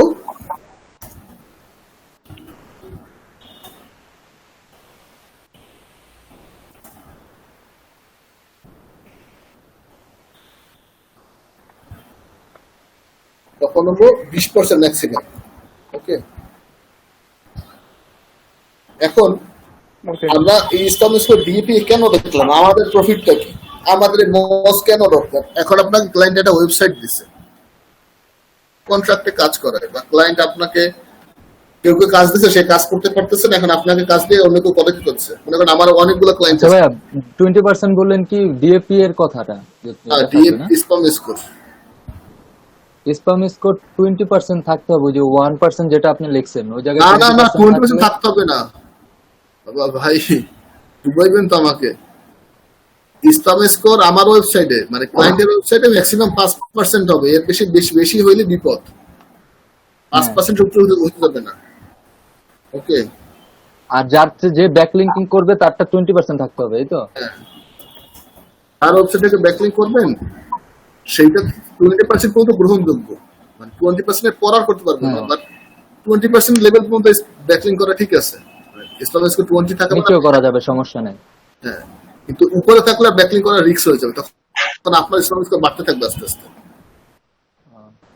ওকে, ঠিক আছে ভাই। এখন আমরা এত কিছু কেন আলোচনা করলাম? পিএডি স্পাম স্কোর বলে অনেক সময় দেখা যাবে যে আমাদের সাবকন্ট্রাক্টে কিছু কাজ করাই আমরা, যেমন আমার কিছু কাজ আমি কাজ করতে পারতেছি না বা সময় নেই, অন্য কাউকে দিয়ে করাই ফেলাই। বাট পাকিস্তানি ইন্ডিয়ান কিছু ক্লায়েন্ট আছে যারা বিদেশ থেকে বা ফরেন ক্লায়েন্ট রাখার পর তারা কাজ করে র্যাঙ্ক করাইতে পারে না। তখন চিন্তা করে যে আমরা তো পারতেছি না, অন্য করে অল্প টাকায় হায়ার করে। তারা মনে করেন একটা প্রজেক্ট $200 বা $300 নিলে একজনকে $50 খুঁজছে, আমার ওয়েবসাইটে র্যাঙ্কিং করাই দাও, কয়দিন সময় লাগবে? প্রথম দিকে $50 ওয়েবসাইট আর ওয়েবসাইট র্যাঙ্কিং করানো মনে করে ইজি, কোনো ব্যাপারই না। ঠিক আছে, ওয়েবসাইট র্যাঙ্কিং করানো ব্যাপার না আসলে। 3-4 মাস ঠিক মতো খাটাখাটি করলে র্যাঙ্ক করা যায়, একটা প্যাটার্ন আছে। এখন আপনি বুঝবেন কিভাবে এই ওয়েবসাইটটা র্যাঙ্ক করবে কি করবে না, বা আপনার ওয়েবসাইটে র্যাঙ্ক করার মতো ক্রাইটেরিয়া ফিল আপ করতেছে কিনা?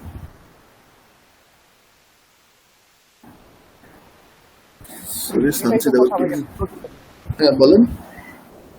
বললাম এটাই তো প্রশ্ন। এই ডিটেইলস গুলো দেখে না না, সজীব ভাইয়া এমনি কথা বলতে পারে না, ভাইয়া কথা বলেন। হ্যালো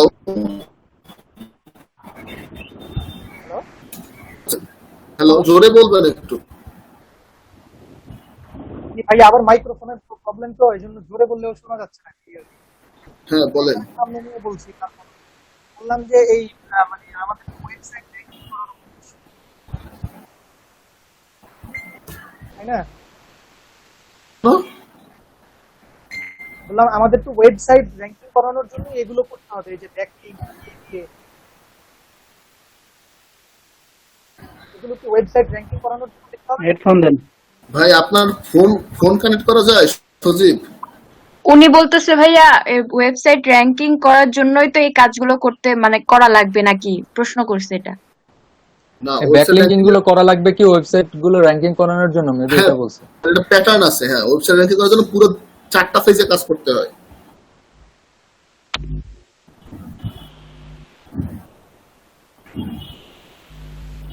হ্যালো, হ্যাঁ শুনে যাচ্ছে, একটু স্লোলি বলবেন, আপনার সাউন্ড খুব আস্তে আসে, তো স্লোলি বললে আমি একটু ক্লিয়ার শুনতে পারবো। বলেন।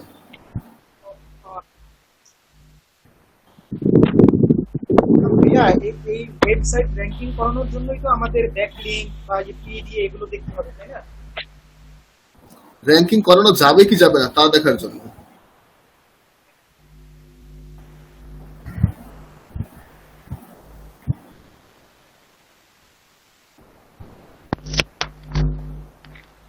আচ্ছা সজীব, আমি কিছুটা আপনার পয়েন্টটা বুঝতে পারছি। ওকে, আমি নেক্সট টপিকে গেলে আপনি বুঝতে পারবেন, আপনার কনফিউশন ক্লিয়ার হয়ে যাবে আশা করি। ওকে,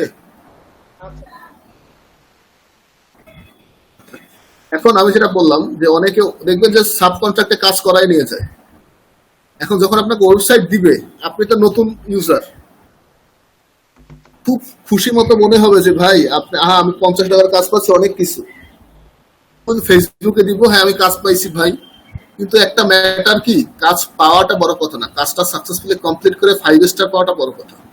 নট অনলি দ্যাট, আপনার আফটার সেল সার্ভিসও ভালো হইতে হবে। ক্লায়েন্ট উইদাউট এনি প্রেশার আপনাকে অর্ডার দিল না, কাজের পরে বা কিছু জিজ্ঞেস করতেছে, আপনি তার উপর বিরক্ত হতে পারবেন না, তাকে স্মার্টলি হ্যান্ডেল করুন। ওকে, এখন যদি ইন্ডিয়ান আর পাকিস্তানি ক্লায়েন্ট হয়, তারা এরকম কাজ অহরহ করে। হ্যালো ভিউয়ার্স, আজকে আমরা শিখব কিভাবে কিওয়ার্ড রিসার্চ করতে হয়, কিভাবে কিওয়ার্ড ম্যাট্রিক্স সেট করতে হয় এবং সাথে টাইটেল এসে কিভাবে করতে হয়, এবং কন্টেন্ট প্ল্যান কীভাবে আর্টিকেল রাইটারকে প্রোভাইড করতে হবে। ওকে, তো এখন আমরা ভিডিওতে মুভ করি এবং আমাদের একটা ডক ফাইলে আগেই আমাদের কিওয়ার্ড লিস্ট আলাদা করা ছিল, যে কিওয়ার্ডের উপর ডিপেন্ড করে আমরা রিসার্চ করব।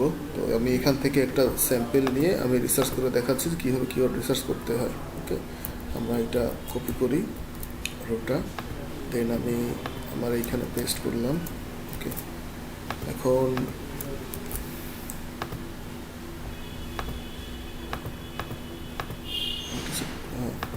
এখন আমরা গুগলে যাব। গুগলে যাওয়ার পর কিওয়ার্ডটা পেস্ট করবো এবং সার্চ করব।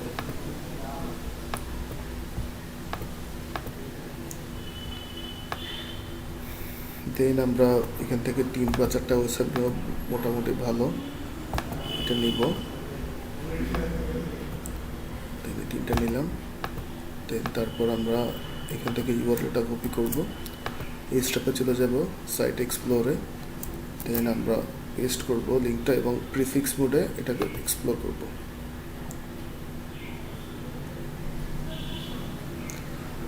এখন আমরা এখানে অর্গানিক কিওয়ার্ড যা থাকবে সেটাতে ক্লিক করব। ক্লিক করার পর ভলিউম একটা ক্লিক করে হাই টু লো করে নিব। দেন আমরা কেডিটা ম্যাক্সিমাম 20 সেট করবো, কারণ নতুন ওয়েবসাইটের ক্ষেত্রে 20 কেডি ছাড়া কাজ করলে র্যাঙ্ক করার একটু কষ্ট। তো আমরা 20 সেট করব এবং সেখান থেকে কিওয়ার্ড সার্চ শুরু করবো। এখান থেকে বেশি বেশি ভালো কিওয়ার্ডগুলো অ্যালাইন করে রাখবো, যেগুলো মোস্ট প্রফিটেবল। তো কোন কিওয়ার্ডটা মোস্ট প্রফিটেবল এটা বোঝার জন্য প্রথম হলো সার্চ ভলিউম, তারপর হলো কেডি কিওয়ার্ড ডিফিকাল্টি। এখানে কিওয়ার্ড ডিফিকাল্টি বলতে কিওয়ার্ডের কম্পিটিশন উইটনেস ফাংশন, তারপর হলো কিওয়ার্ড কত স্ট্রং বা কিওয়ার্ডের বাইং পাওয়ার কেমন, এগুলোর উপর এই সব কিছুর উপর ডিপেন্ড করেই কেডি ফিক্স করা হয়। তো এক কথায় শুধু এই কেডিটা বলতে কম্পিটিশন সব মিলিত সম্মিলিত রূপ। তো কিওয়ার্ড ভলিউম কেডি এগুলো দেখে আমরা নিব। ওকে, আমরা এখন মেন ফ্লাইট ছিল চিপ ফ্লাইটস ফ্রম শিকাগো, এখন আমরা সেখানে নিব চিপ ফ্লাইটস লাস্ট মিনিট। এটা একটা ভ্যালুয়েবল কিওয়ার্ড এবং এটা বাইং কিওয়ার্ডও হতে পারে, কারণ যখন কেউ লাস্ট মিনিট ফ্লাইট লিখে সার্চ করে তার মানে সে শেষ মুহূর্তের জন্য ইমার্জেন্সি মোমেন্টে কোনো হয়তো ফ্লাইট কিনতে চাচ্ছে বা ফ্লাইট টিকিট কিনতে চাচ্ছে। আমরা search volume 500 good, keyword difficulty 15, এটা আমাদের জন্য ভালো। আমরা ডাটাটা নিব যাতে আমরা সিপিসিটাও নিয়ে রাখতে পারি। যদি আমাদের ক্লায়েন্ট এসইএম করে বা সার্চ ইঞ্জিন ম্যানেজমেন্ট বা গুগল অ্যাড করে থাকে, তাহলে এটা তার জন্য অনেক ভ্যালু ক্যারি করবে। ওকে, আমরা এটা নিলাম, তবে এটা টেক্সট ফাইলে আমরা এটা রাখলাম। আবার আমরা এইরকম করে পরেরটাতে চলে যাব। ওকে, এখন দেখে আর কি হচ্ছে ফ্লাইটস আউট অফ শিকাগো, হ্যাঁ নিতে পারি আমরা এটা 20 keyword difficulty. Then flight from Chicago নিতে পারি আমরা এটা।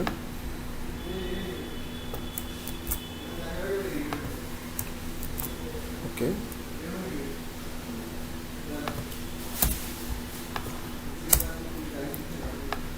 দেন flight deals from Chicago, cheap flight from Chicago, হ্যাঁ এগুলো valid keyword. Flights from Chicago,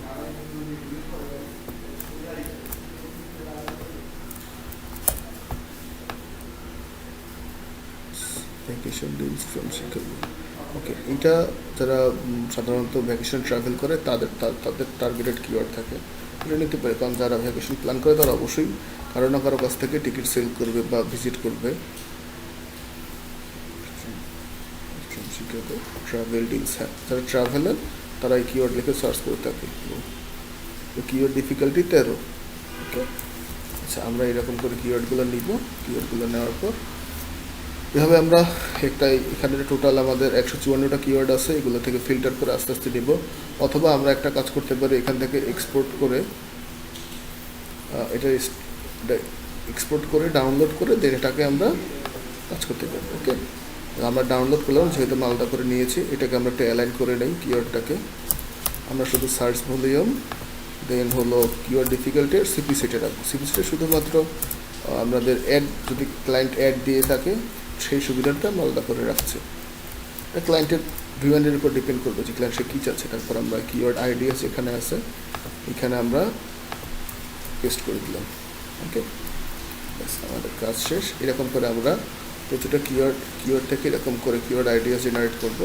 তো আমরা এই তো একটা নিলাম প্রথমে, তো সেকেন্ড স্টেপটা চেক করি যে আসলে কী অবস্থা।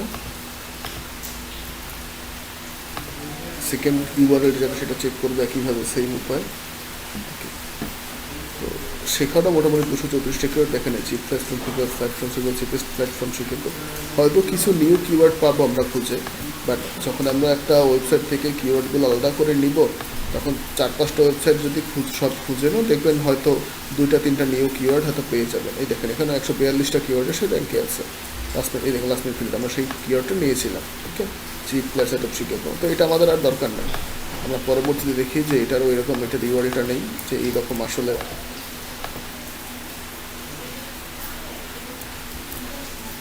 সার্চ করলাম, এটা অর্গানিক কিওয়ার্ড 3। তো দেখি কোন 3টা কিওয়ার্ডে সে র্যাঙ্ক করে আছে। 3টা কিওয়ার্ড 3টা কান্ট্রিতে র্যাঙ্ক করে আছে। ওকে, শিকাগো চিপ প্লাস, সে ইউকেতে র্যাঙ্ক করছে, সে কিন্তু ইউএসএতে র্যাঙ্ক করে নাই। তো এই কিওয়ার্ডটা আসলে আমাদের দরকার নেই, আমরা যা পেয়েছি আমাদের জন্য না, এইভাবে আমরা করতে পারি। আর একটা উপায় আছে আমাদের, এই সিস্টেমটা হলো এসিআরপি থেকে search engine ACRP report, ACRP check করে, মানে গুগলের র্যাঙ্কটা থেকে কিওয়ার্ড অ্যানালাইসিস করা, যে কম্পিটিটর আমাদের কোন কোন কিওয়ার্ডে র্যাঙ্ক করা আছে, সেই কিওয়ার্ডগুলো আমরা ইউজ করতে পারবো কি না ইত্যাদি জানার জন্য এই সিস্টেম। আরেকটা মেথড আছে, সেইটা আমি করব, যে এই স্ট্র্যাফের কিওয়ার্ড এক্সপ্লোর অপশনে যাব, আমাদের মেইন প্যারেন্ট কিওয়ার্ডটা নিয়ে নিই, দেন আমরা এখানে এটা লিখে ইউনিভার্সিটি লিস্ট থাকবে এবং সার্চ করব। দেখুন বুঝছেন, কিওয়ার্ড ডিফিকাল্টি 19, ইউজার সার্চ দিলাম 11,000, গ্লোবাল সার্চ দিলাম 11কে, আদার্স দেখে তখন সার্চ হয় না, সিপিসি এত। ওকে, দেন আমরা একটু নিচে যাব, গিয়ে দেখবো যে হ্যাঁ দেখেন এখানে কী কী লিখে মানুষ সার্চ করে সেম আইটেমে, G plus from Miami to Chicago, এগুলো আমাদের কাছে ভ্যালুয়েবল বা কোশ্চেন এফএকিউ। অনেক সময় ওয়েবসাইটে আমাদের এফএকিউ অ্যাড করতে থাকে, এখান থেকে আপনি কোশ্চেন নিতে পারেন বা কোনো পয়েন্ট নিতে পারেন, এফএকিউ হিসেবে নিতে পারেন। তারপরে দেখেন also rank for airport, flight to Chicago. Okay, এগুলো আমরা ইউজ করতে পারি যদি আমাদের মনে হয় যেগুলো খুব ভ্যালুয়েবল। তবে নিউলি ডিসকভার্ড কিছু নিউ কিওয়ার্ড যেগুলো হয়তো ট্রেন্ড হতে পারে, cheap flights from Chicago to Bahamas, etc এরকম কিওয়ার্ড। এই দেখেন নিচে আছে এসিআরপিটা, এসিআরপি পজিশন দেখেন লাস্ট 6 মাসে এটা স্টাবেল ছিল মোটামুটি। ওকে, কারা কারা র্যাঙ্ক করে আছে সেগুলোও দেখতে পারবেন। এই যে ওয়েবসাইটগুলো আমাদের টপ র্যাঙ্কিংয়ে আছে, এখানে দেখতে পারবো যে কে কিসের জন্য র্যাঙ্ক করেছে, ওয়েবসাইট সব ওয়েবসাইট র্যাঙ্ক করে আছে। ওকে, এখন 10টা রিপোর্ট আমরা দেখতে পারবো। এখন আমরা আসি মেইন কথায়, যে আমরা কিওয়ার্ড একটা নিলাম, এখন কিওয়ার্ড আইডিএস। ওকে, এখানে অল কিওয়ার্ড আইডিএসটা আমরা চেক করবো যে এইরকম এই কিওয়ার্ডের আর কী কী কিওয়ার্ড আইডিএস থাকতে পারে। তো মোটামুটি 6000 কিওয়ার্ড আইডিএস পাওয়া গেল। আমরা আমাদের হাই টু লো করে দিই, সরি এটা উল্টো হয়ে গেছে, হাই টু লো, কেডিটা 20 সেট করে দেই ম্যাক্স।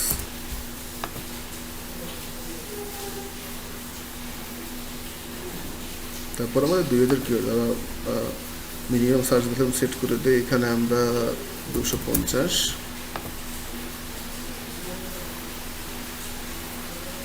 এখানে আমাদের 173টা কিওয়ার্ড পাওয়া গেল। তো এখান থেকে আমরা বেছে বেছে ভালো কিছু কিওয়ার্ড নিব। দেখেন সবই কিন্তু মোটামুটি সার্চ ভলিউম ভালোই আছে, 1K, মানে এখানে 250 রকম সার্চ ভলিউম কোনো কিওয়ার্ডেরই নেই, আর কিওয়ার্ড ডিফিকাল্টিও কম, প্লাস হলো ক্লিক্সগুলোও খারাপ না, ক্লিক্স ভালো আছে, অর্গানিক ক্লিক 47, পেইড ক্লিক্স 53। এখন আমরা এটাকে এক্সপোর্ট করে রিপোর্টটাকে সেখান থেকে আমরা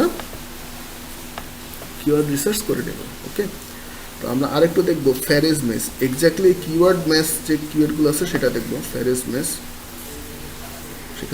সেখান থেকে এরকম মোটামুটি 1528টা কিওয়ার্ড পাওয়া গেল। Cheap flights from Chicago, cheap platform Chicago to Austin. Okay, এখান থেকে আমরা আমাদের ফিল্টারটা অ্যাড করবো, কিওয়ার্ড ডিফিকাল্টি ম্যাক্স 20 দিব। এখানে ভলিউম দেওয়ার দরকার নেই, যেহেতু মোটে 261টা কিওয়ার্ড বের হয়ে গেছে, আমরা ভলিউমটা দিলাম না, আমাদের কিওয়ার্ডগুলো আমরা ইউজ করতে পারি। আরেকটা হলো এই কিওয়ার্ড ছাড়াও এই টাইপের টপিকে আর কোন কোন কিওয়ার্ডে র্যাঙ্ক করা আছে সেটা চেক করার জন্য এটাকে অলসো র্যাঙ্ক ফর একটা অপশন আছে। সেই অলসো র্যাঙ্ক ফরে ক্লিক করলে আমরা দেখতে পারবো যে আর কোন ধরনের এই মানে সেম ক্যাটাগরি কোন কিওয়ার্ডে র্যাঙ্ক করে আছে কোন কোন ওয়েবসাইট। তো আমরা প্রথমে কিওয়ার্ড ফিল্টার নিই, কারণ আমরা 64 ক্রেডিট কিওয়ার্ড নিয়ে কখনোই কাজ করে র্যাঙ্ক করাতে পারবো না একটা নতুন ওয়েবসাইট, বা এটা অনেক সময় সাপেক্ষ ব্যাপার। প্রথমে আমাদের কাজ করতে হলে লো ডিফিকাল্টি এবং লো কম্পিটিশন কিওয়ার্ড নিয়ে কাজ করতে হবে। মিনিমাম সার্চ ভলিউম দেখবো 250, এখানে 155টা কিওয়ার্ড পাওয়া গেছে। চিপ ফ্লাইটস ফ্রম শিকাগো, তারপর flights from Chicago to Miami, Chicago to Miami flights, flights to London from Chicago. দেখেন এটা কিওয়ার্ড ইফেক্টলি মাত্র 3, বাট সার্চ ভলিউম 1.8K, এটা অনেক আমাদের জন্য। চিপেস্ট ফ্লাইট ফ্রম শিকাগো, এরকম flights from Chicago to London, United terminal O'Hare, তারপর see flights two Toronto, এরকম আদার কিওয়ার্ডস আমরা পাবো। সেখান থেকে আমরা রিপোর্টটা ডাউনলোড করে অথবা এখান থেকে কপি করে সেই শিটে রেখে আমরা এই রিপোর্টে কন্টিনিউয়াসলি আপডেট করতে থাকবো। ওকে, এই গেল আমাদের কিওয়ার্ড এক্সপ্লোরের মাধ্যমে। এখন মেইন কথা যেটা, আমি কেন এসিআরপি থেকে নিলাম আর কেন কিওয়ার্ড এক্সপ্লোরে, দুটা থেকে কেন নিলাম, কারণ হলো কি আমরা যখন এই স্টেপকে নিয়ে আমরা কোনো সময় এই স্টেপ আসলে অফিসিয়াল যেটা সেই ওই স্টেপটা আসলে নিতে পারি না, কারণ আমাদের অফিসিয়াল যে স্টেপটা সেটার মান্থলি প্রাইস প্রায় $99, সেটা আমাদের কারোর পক্ষে নতুনদের পক্ষে নেওয়া পসিবল না। তো আমরা করি কি, আমাদের কিছু গ্রুপ বাই টুলস আছে সেখান থেকে নেই, সেখান থেকে নিয়ে আমরা 700-800 টাকা 1000 টাকার মধ্যে হয়তো এই স্টেপ পেয়ে যাই। তো সেইখানে আমাদের একটা কিওয়ার্ড এক্সপ্লোর এই সিস্টেমটা একটা লিমিটেশন থাকে। দেখুন আপনি যখন এখানে কিওয়ার্ড এক্সপ্লোরে ক্লিক করবেন তখন দেখবেন আপনার এইখানে এটা লিমিটেশন থাকে যে আপনি কয়টা কিওয়ার্ড সর্বোচ্চ একদিনে ইউজ করতে পারবেন। ওকে, তখন আপনি এর জন্য আমাদের এখানে লিমিটেশন থাকে 10টা বা 7টা। তো এখন আমাদের কাজের প্রেশার যদি বেশি থাকে বা আমাদের ক্লায়েন্ট যদি হঠাৎ করে রিপোর্ট দিতে হয়, আমাদের কিওয়ার্ড 10, 20টা, 30টা হয়ে গেল, তখন আমরা কী করবো, ওগুলো রিসার্চ করবো না, তখন আমরা হলো এই কিওয়ার্ডটা লিখে এসিআরপির মাধ্যমে সেম কিওয়ার্ডগুলো আমরা বের করতে পারবো। দুইটার মধ্যে তেমন কোনো পার্থক্য নাই, শুধু হলো আমাদের এখানে লিমিটেশনগুলো কম, তাই আমরা ডাইরেক্টলি কাজ করবো না, মানে এরকম কাজ খুব কম করব যখন আমাদের বেশি প্রয়োজন হবে। বাট আমরা এরকম করলে আমরা 90 থেকে 98% অ্যাকুরেট রেজাল্ট পাবো। আর এসিআরপি থেকে ডাটাটা নিলে আরও কিছু সুবিধা আছে, সেগুলো হলো আমরা বুঝতে পারবো যে কম্পিটিটরসটা কোন কোন কিওয়ার্ড র্যাঙ্ক করেছে এবং তারা কোন কোন কিওয়ার্ড টার্গেট করতেছে, সেটা আমরা আবার এইখান থেকে অতটা ভালো বুঝতে পারবো না। আর সাথে সাথে কম্পিটিটর অবস্থা কি সেটা আমরা বুঝতে পারবো, অর্গানিক ট্রাফিক, অর্গানিক সার্চ, ইডিসিটিসি, এইগুলো আমাদের কিওয়ার্ড রিসার্চে করবো। তো এরপর আমাদের সিলেবাসে কী আছে, keyword matrix.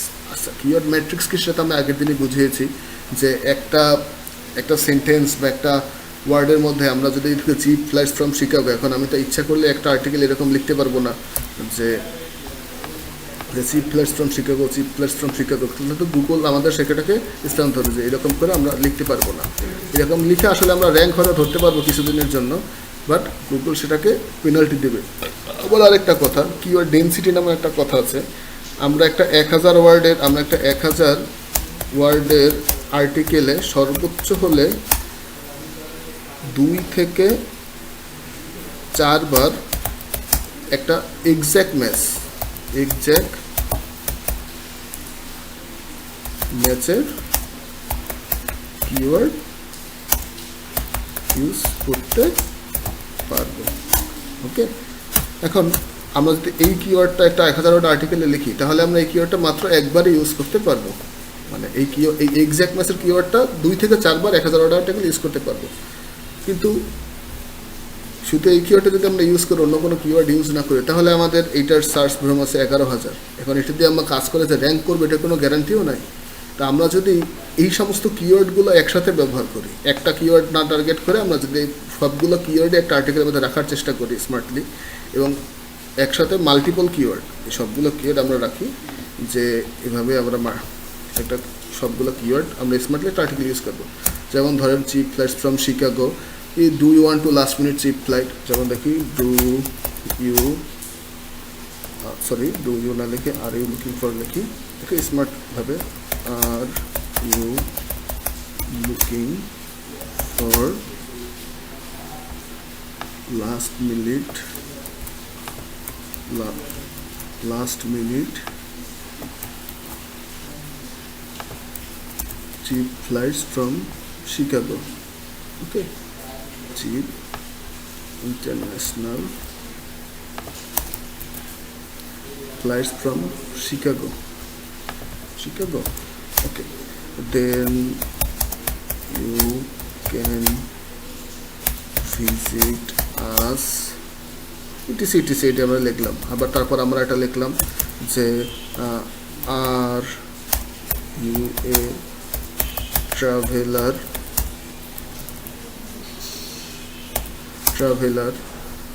looking for the best travel deals from Chicago, okay, বা ট্রাভেল ডিলস বা ভ্যাকেশন ডিলস। তো এভাবে আমরা দেখেন এই একটা লাইনের মধ্যে আমরা কতগুলো কিওয়ার্ড ইউজ করলাম। দেখেন যে চিপ ফ্লাইটস ফ্রম শিকাগো, এই কিওয়ার্ডটা আমরা ইউজ করলাম, চিপ ফ্লাইটস ফ্রম শিকাগো একটা keyword. Last minute flight from Chicago, দেখেন last minute flights from Chicago, দুইটা কিওয়ার্ড ইউজ করলাম। Cheap flights out of Chicago এটা আমরা ইউজ করতে পারলাম না। ফ্লাইটস ফ্রম শিকাগো দেখেন ইউজ করেছে এটা, flights from Chicago. Cheap international flights, এই দেখেন চিপ ইন্টারন্যাশনাল ফ্লাইটস আমরা কিওয়ার্ডটা ইউজ করেছি।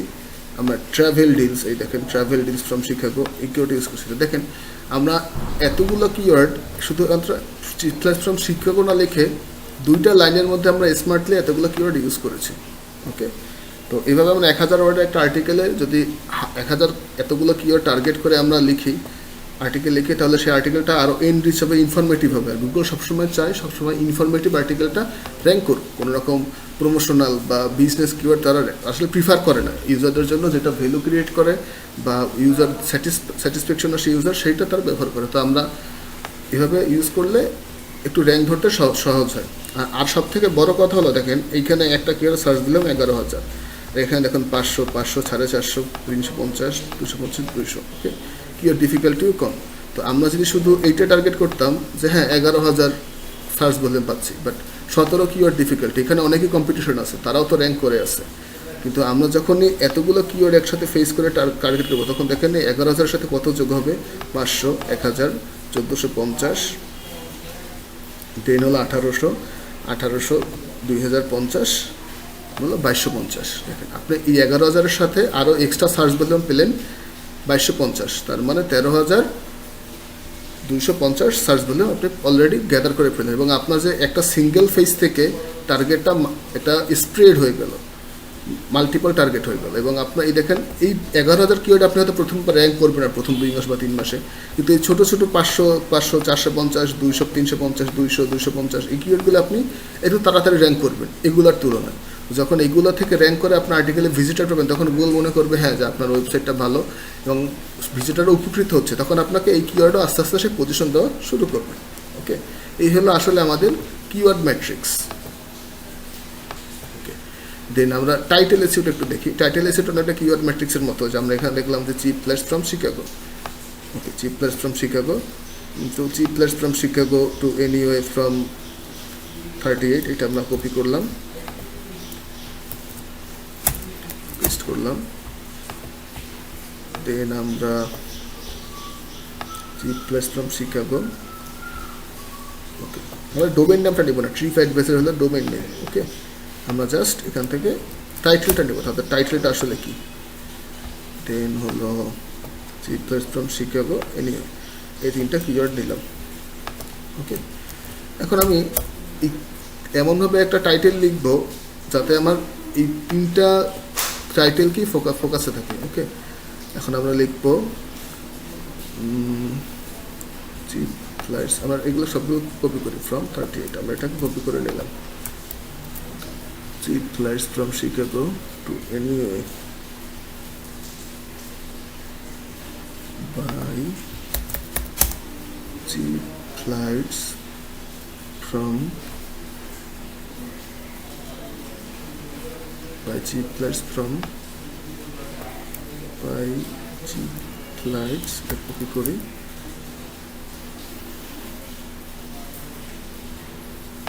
from anywhere of Chicago at, এটা ছোট আছে 35 $35 to $38। দেখেন buy cheap flights from anywhere of Chicago at এত প্রাইস। দেখো চিপ ফ্লাইটস এটা আছে, শিকাগো কথাটা আছে, এনিহোয়ার কথাটা আছে। দেখেন আমি তিনটা টাইটেলের কিছু ভিন্ন ভিন্ন ইনফরমেশন একত্রে করে একটা স্মার্ট টাইটেল তৈরি করলাম। Buy cheap flights from anywhere of Chicago at এত প্রাইস। এটা প্রাইস রেঞ্জে দিলাম, দেখো 35 ছিল, তবে এটা প্রাইস রেঞ্জ দিলাম যে এত থেকে এতর মধ্যে। ওকে, দেন আমাদের হয়তো ডোমেন নামটা থাকবে, এটা আলাদা এক্সটেনশন যে হ্যাঁ আমাদের ডোমেনটা থাকবে যে xyj.com আমাদের ডোমেনের নাম এরকম হয়তো থাকবে। ওকে, এটা এখন আসলে টাইটেল এসিওর বেসিকটা। আর এছাড়া আমরা এই একটা ওয়েবসাইট দেখেন, আমি একটা ওপেন করি, একটা ওয়েবসাইট ওপেন করলাম। তো আমরা এসইও কোয়াক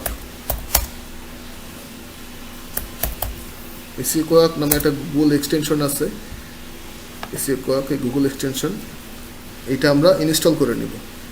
ওকে, জাস্ট একটা এখানে করে এরকম আসলে এখানে আমার এখানে অ্যাড করা আছে, তাদের রিমুভার্সে এখানে অ্যাড করে নেব। ওকে, অ্যাড করে নিলে একটা ওয়েবসাইটে ঢুকলাম, এখন ওয়েবসাইটের ইনফরমেশনটা আমরা দেখতে পারবো। দেখেন এখানে ক্লিক করব, আমরা পেজ ইনফোতে ক্লিক করব। দেখেন এইখানে টাইটেলটা কী আছে, সে মেটা কিওয়ার্ড ইউজ করছে কিনা, সে মেটা ডেসক্রিপশন ইউজ করছে কিনা, কি ইউজ করছে সেটা দেখতে পারবো, ইটিসি, যেটা আমরা নর্মালি হয়তো দেখতে পারতাম না। তো এসইও কোয়াকটা অ্যাড করে নেব, এবং এইটাই হলো আসলে কিওয়ার্ড ম্যাট্রিক্স এবং কিওয়ার্ড মানে টাইটেল এসইও এলো, এইভাবেই টাইটেল এসইও করতে হয়। বাট এটা বেসিক লেভেল, আমরা আস্তে আস্তে আরও অ্যাডভান্স লেভেলে যাব। ওকে, এখন আমরা চলে আসি কন্টেন্ট প্ল্যানে।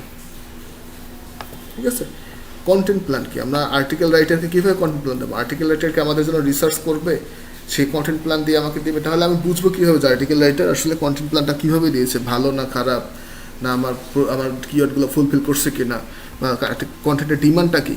কারণ আর্টিকেল রাইটার তার মতো রিসার্চ করতে পারে, সেক্ষেত্রে কোনো সমস্যা নাই। কিন্তু আমরা যদি রিসার্চ প্ল্যানটা আমাদের তরফ থেকে দিই, তাহলে আমরা তো নিশ্চিন্ত যে কীভাবে আমরা রিসার্চ করবো, বা আমাদের ডিপেন্ড মতো আর্টিকেলটা লিখবে, আমাদের ডিমান্ড মতো। তো আমরা এই কাজ করবো, একটা প্রথমে একটা ব্রাউজার ওপেন করে দেন হলো আমি এসএমরাশে যাব।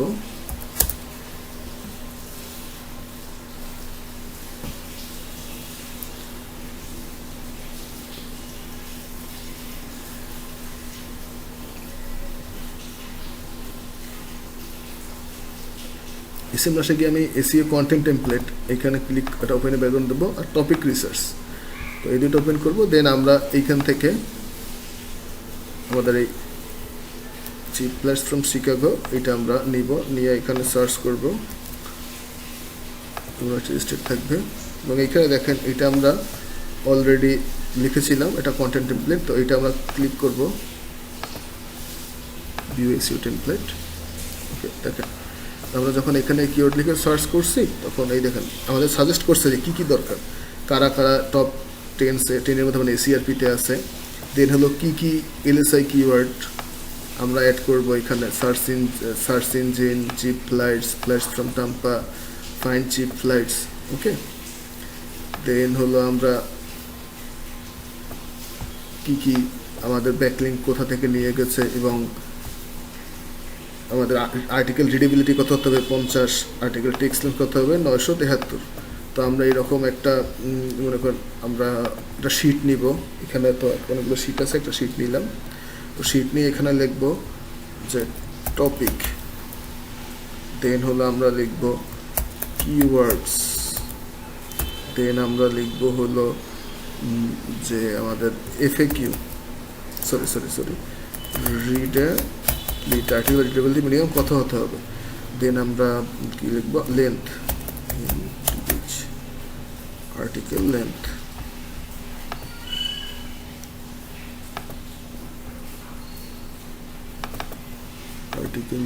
স্পেলিংটা ভুল লিখেছি, আর্টিকেল লেন্থ। ওকে, দেন আমরা লিখব হলো এফএকিউ, আমরা সাথে এফএকিউটা অ্যাড করব। ওকে, যাতে আমাদের রাইটারকে সুবিধা হয় বা সুযোগ বুঝেছিনি তিনি যাতে কমপ্লিট ইসের মধ্যে এটা বসাতে পারে। তো আমরা এখানে টপিকটা লিখব চিপ ফ্লাইটস ফ্রম শিকাগো। আমরা এখান থেকে যেগুলো পেয়েছিলাম সেই কিওয়ার্ডগুলো আমরা লিখে দেবো যে আমাদের এই কিওয়ার্ডগুলো থাকতে হবে।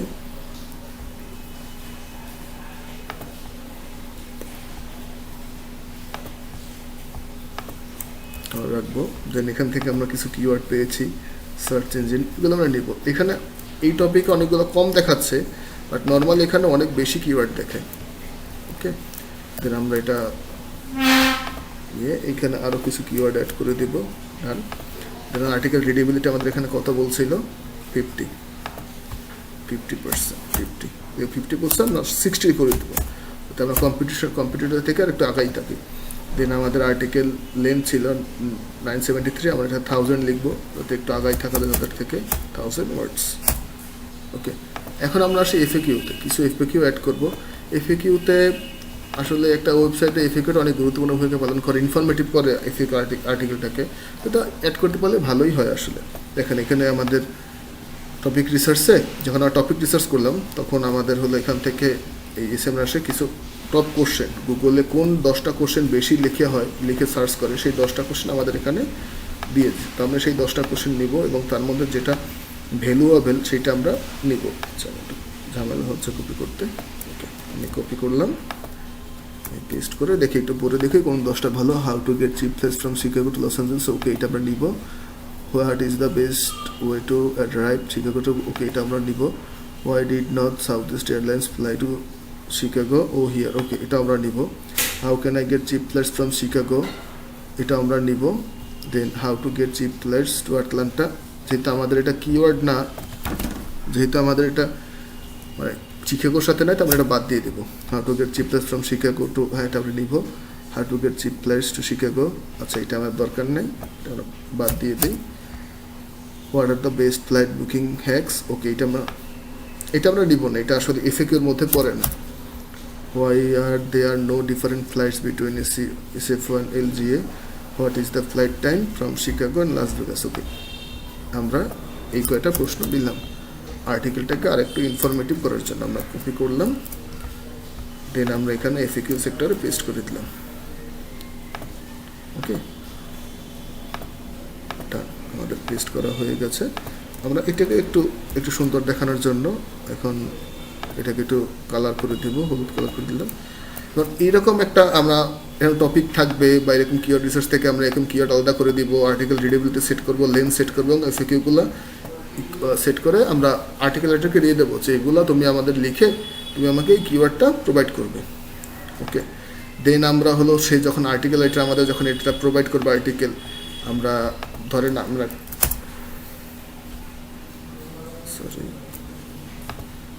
এখানে আসলে ওই ডাটাগুলো সব কপি করে দিয়েছি, আমরা একটু কপি করি।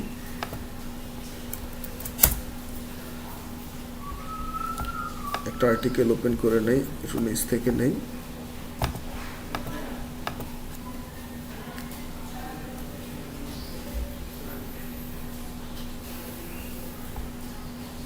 দেখি আর্টিকেল আছে কি, হ্যাঁ কিছু আর্টিকেল রয়েছে।